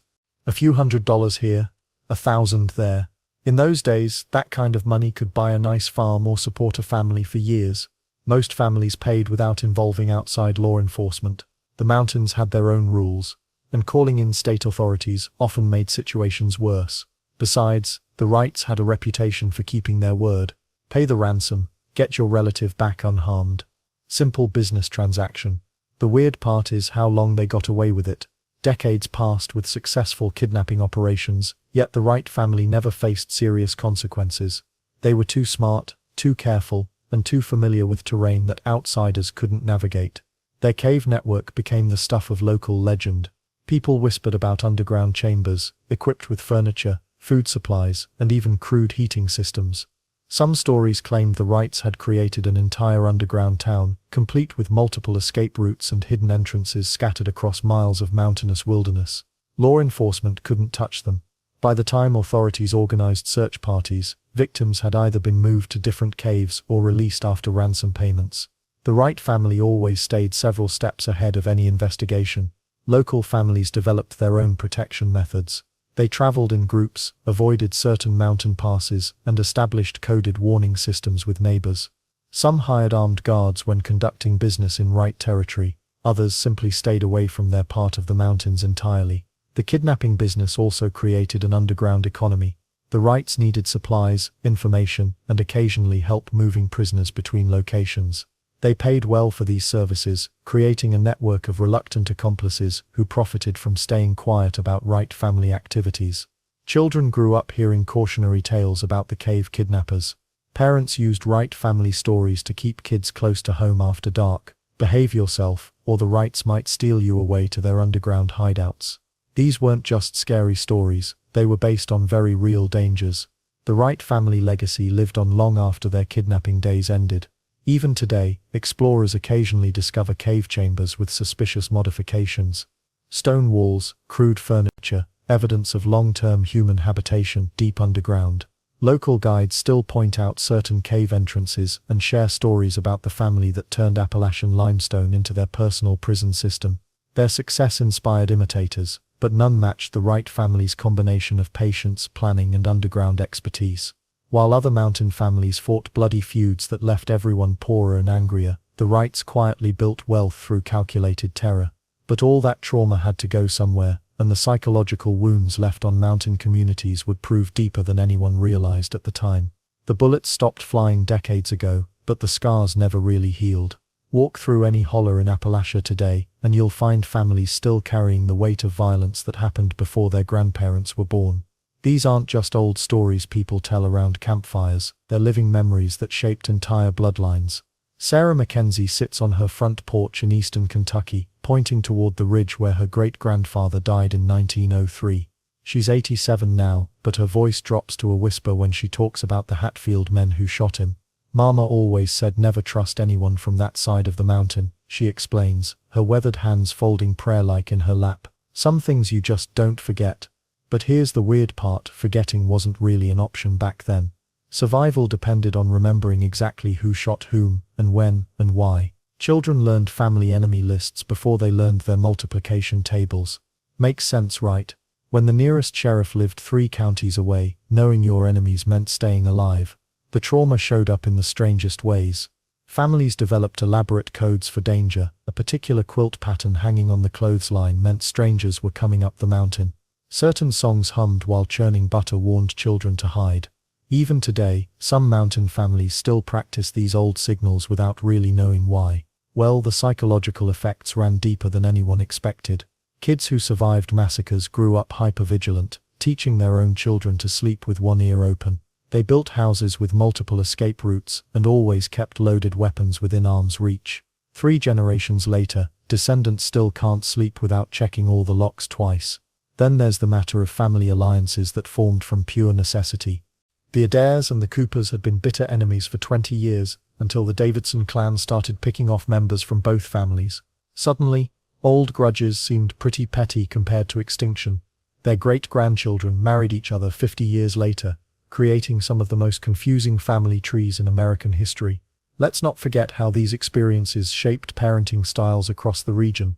Mountain mothers didn't just teach their daughters to cook and sew, they taught them to reload rifles in the dark and identify the sound of different footsteps on gravel. Sons learned to track, hunt, and fight before they turned 10. These weren't hobbies, they were survival skills passed down like precious family recipes. The stories themselves became weapons of assault. Every Christmas dinner, every funeral, every wedding brought out the old tales with fresh details. Remember when Uncle Josiah outsmarted them Turner boys at Miller's Creek? The storytelling served a purpose beyond entertainment. It kept the lessons alive, the warnings fresh, the enemy lists current, and the weird part is how the trauma bonded families together in ways that outsiders couldn't understand. Cousins who might normally drift apart stayed close because they shared inherited enemies. Family reunions weren't just social gatherings, they were strategic planning meetings. Who married whom?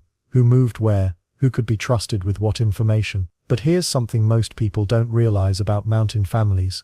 They also developed an incredible capacity for forgiveness when it served their interests. The same grandmother who taught her grandson never to trust a Hatfield might arrange his marriage to a Hatfield girl 2 decades later, if it meant ending the bloodshed. Survival trumped pride more often than the legends suggest. Some families handled the trauma by simply disappearing. They changed their names, moved to different states, and never spoke of the old days again. The Boggs family mastered this art so well that entire branches of their family tree vanished from public records. Their descendants live normal lives in suburbs today, completely unaware their great-great-grandfather once ran the most feared gang in 3 counties. Music became another outlet for processing the violence. Mountain ballads carried the real stories when newspapers couldn't or wouldn't print them. The Ballad of Charlie Lawson told truths that court records never captured. These songs traveled from cabin to cabin, keeping memories alive across generations. Even today you'll hear old-timers humming melodies that carry century-old warnings about dangerous families. The children who survived the worst violence often became the most successful at building bridges later in life. They understood the true cost of feuding better than anyone. Some became preachers, others became sheriffs, many became the voices of reason when new conflicts threatened to explode. Modern psychologists studying inherited trauma often point to Appalachian families as textbook examples of how violence echoes through generations. The hypervigilance, the clan loyalty, the deep distrust of outsiders, all classic symptoms of communities shaped by chronic threat. Yet something remarkable happened as law enforcement finally reached the most remote mountain communities. The same families who'd been killing each other for generations suddenly found themselves working together against a common enemy: government interference in mountain life. For generations the mountain clans had one massive advantage over anyone trying to stop them: distance. When your nearest neighbor lives 3 valleys away and the sheriff's office sits 50 miles down a dirt road that turns into mud soup every spring, you basically run your own kingdom. The Hatfields knew it. The Tollets banked on it. Every feuding family from Kentucky to Virginia built their power on the simple fact that help was too far away to matter. But the 1920s changed everything. State governments finally got tired of reading newspaper headlines about mountain massacres. They'd had enough of federal agents getting shot at when they wandered into the wrong hollow. Most importantly, they realized these wild counties were sitting on serious money: coal, timber, and eventually tourist dollars. Can't extract wealth from a region where armed families shoot first and ask questions never. The solution came in the form of permanent state police outposts, not the occasional sheriff's deputy who might visit once a month if the weather cooperated. We're talking about trained officers stationed right in the heart of feud country. They built barracks in places like Harlan County and Bloody Bledsoe. Suddenly the law wasn't a 2-day horse ride away, it was next door, armed and not going anywhere. The timing couldn't have been worse for the technology was advancing faster than a Vance family gunslinger could draw his pistol. Radio communication meant officers could call for backup without riding to the nearest town. Automobiles let them reach remote areas in hours instead of days. Fingerprinting made it harder for families like the Boggs to simply change names and disappear. Then, there were the roads. Oh, the roads changed everything. The same federal programs that brought electricity to rural areas also brought highways into previously unreachable valleys. Those winding mountain paths that had protected clan hideouts for decades. Now, they connected to state routes that law enforcement could navigate with ease. Some families saw the writing on the wall early. Smart patriarchs started cutting deals before the walls closed in completely. They'd offer information about rival clans in exchange for reduced sentences or immunity for certain family members.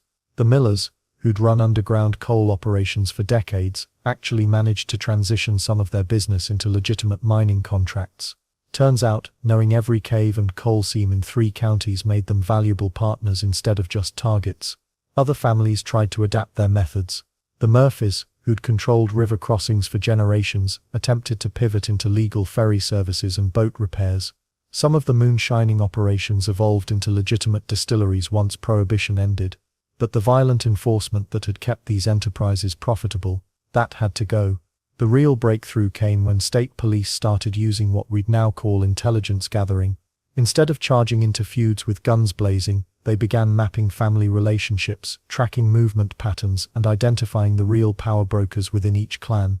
They learned that taking out the eldest patriarch often scattered a family more effectively than arresting a dozen foot soldiers. Aviation changed the game entirely. Small planes could spot hidden stills that had evaded ground searches for years.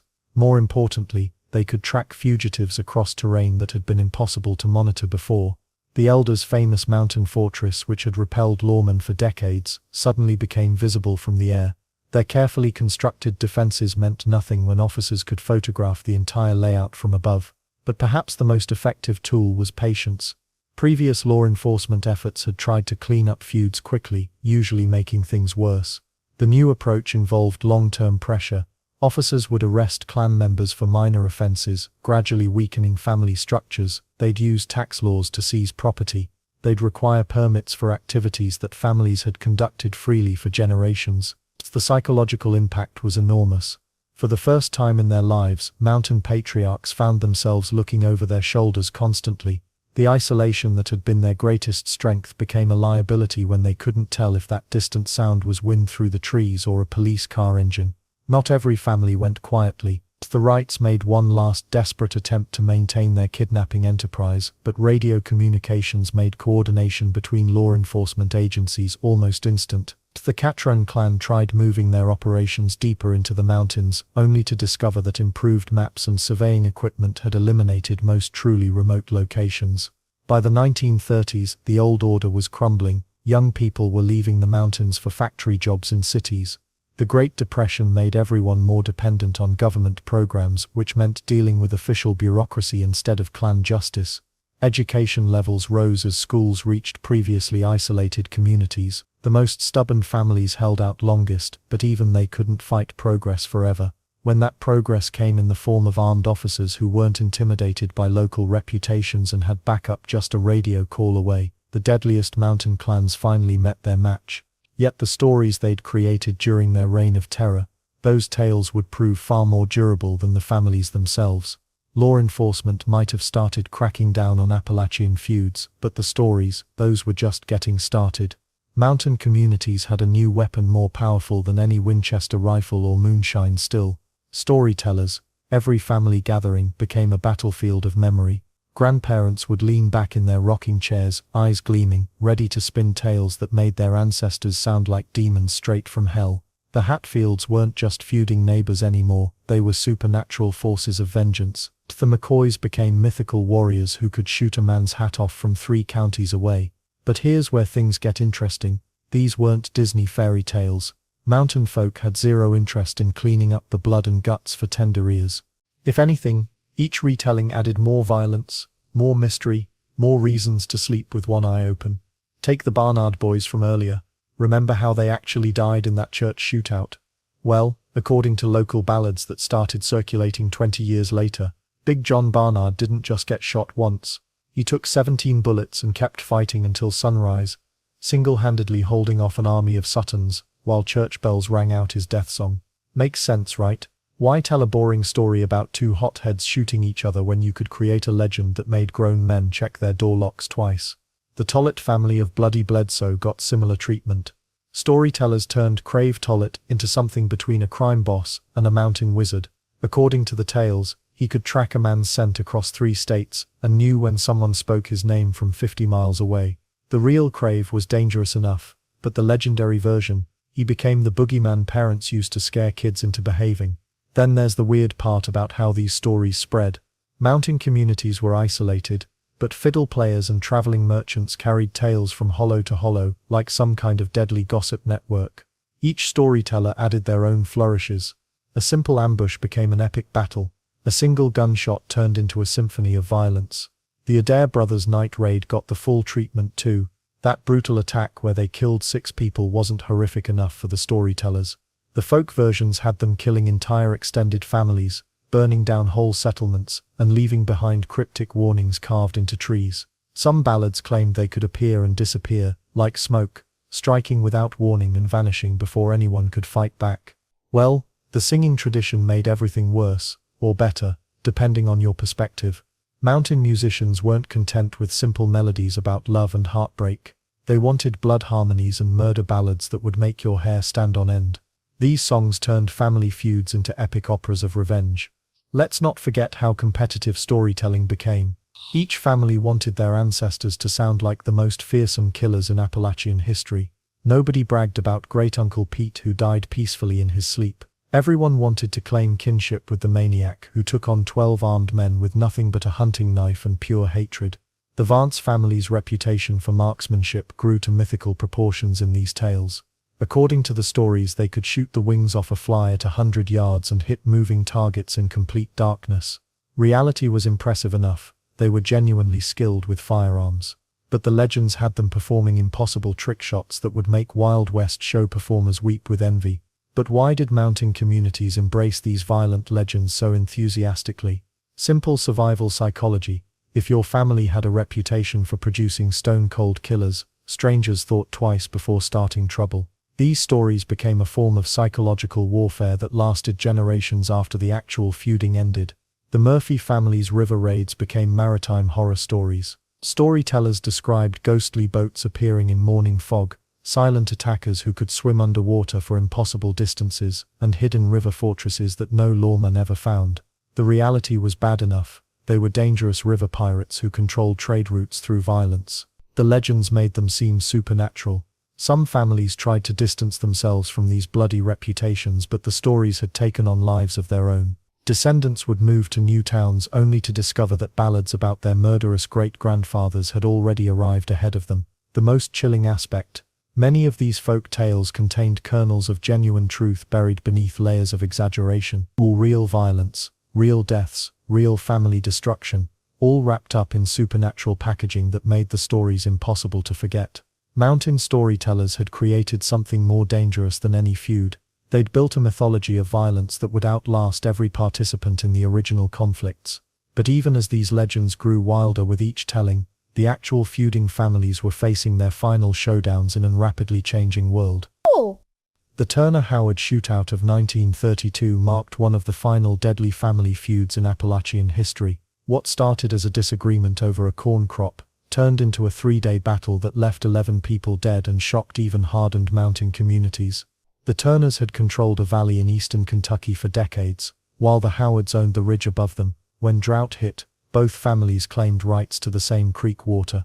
Old Bill Turner, 73, and still carrying a grudge from his father's generation, decided the Howards had taken their last drop. He gathered his sons, grandsons, and even a few hired guns from town. The Howards weren't backing down either. They'd been feuding with neighbors since the 1880s, and saw this as their final stand. The shooting started at dawn on September 15th. Bill Turner and 2 of his boys marched up the ridge with shotguns and rifles. They found the Howards waiting behind rocks and trees, armed to the teeth. The first shots echoed across 3 counties. By noon, the local sheriff had called for state police backup. This wasn't your typical family spat anymore. Then there's the strange part about how news traveled. Phone lines were still rare in the mountains, but word spread faster than wildfire. Neighboring families picked sides or fled to safety. Some packed up and left the region entirely, knowing how these things usually ended. The smart ones remembered what happened to the Barnards and Suttons decades earlier. The second day brought reinforcements to both sides.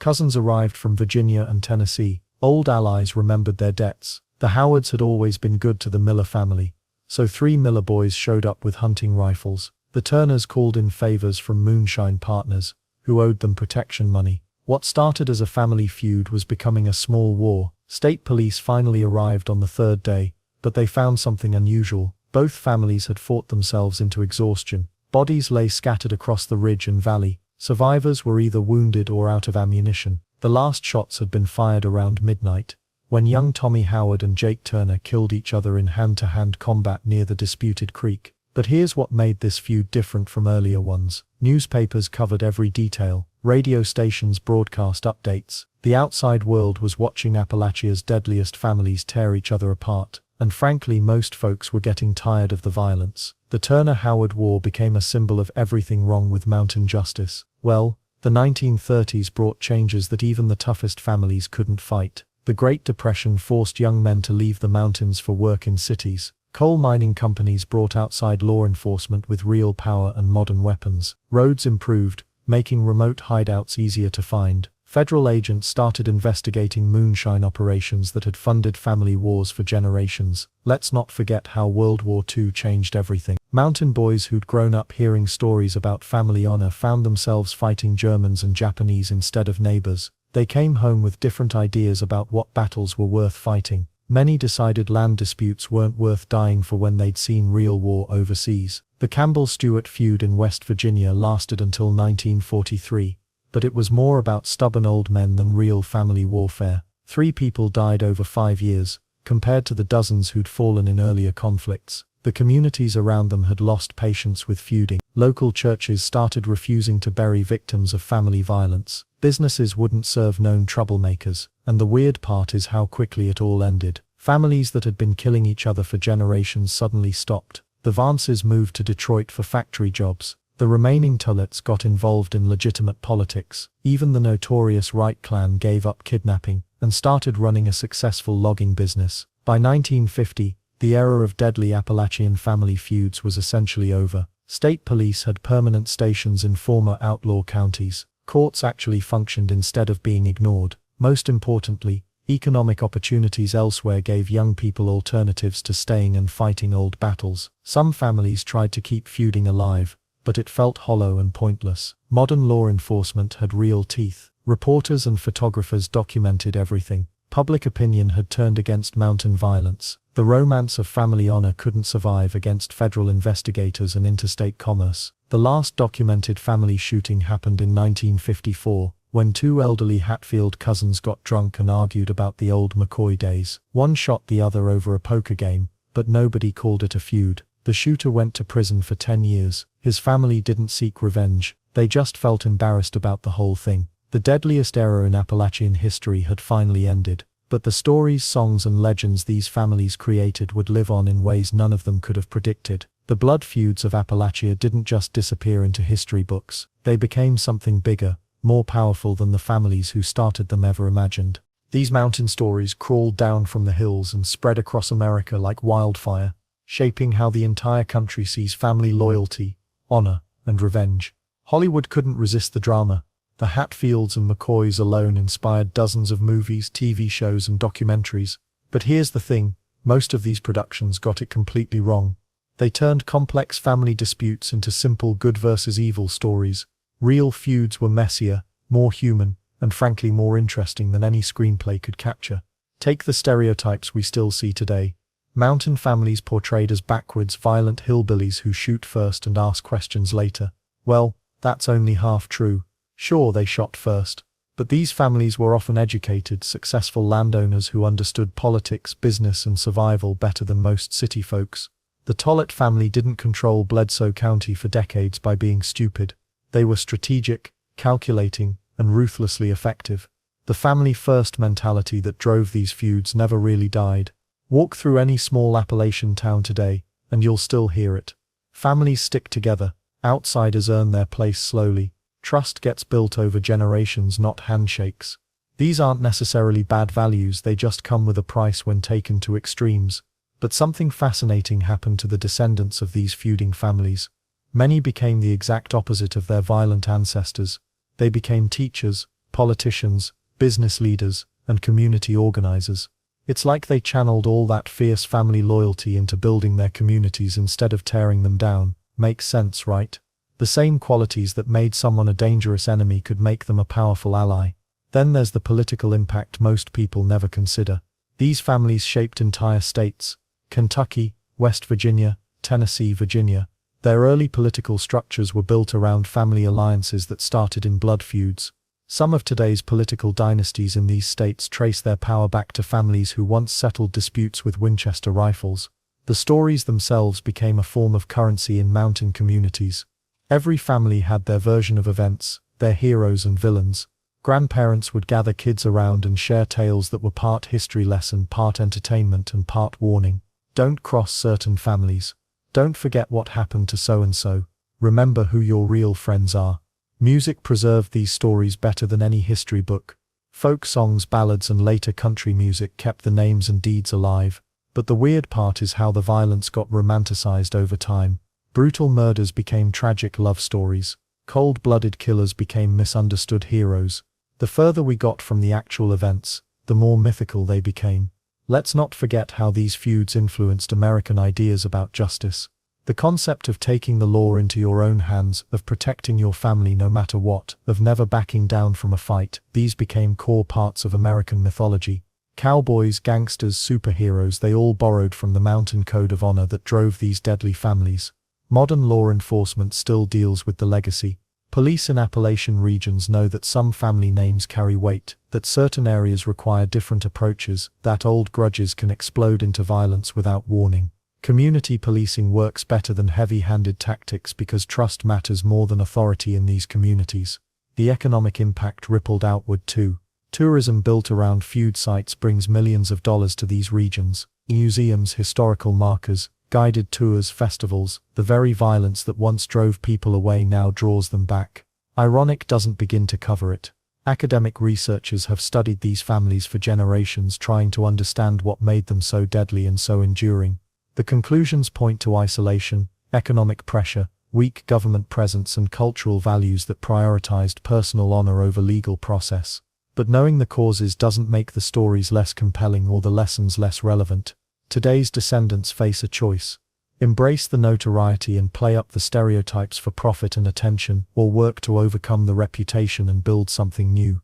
Most choose the latter, but the former option always tempts when times get tough. The deadliest families of Appalachia proved that in America, family can be everything: your greatest strength and your ultimate weakness, your protection and your prison, your legacy and your curse. Their stories remind us that loyalty without wisdom leads to destruction, that honor without mercy becomes cruelty, and that some family traditions deserve to die. The mountains still echo with their names, their deeds, and their warnings. The feuds ended, but the lessons remain, carved into American culture as permanently as names on tombstones.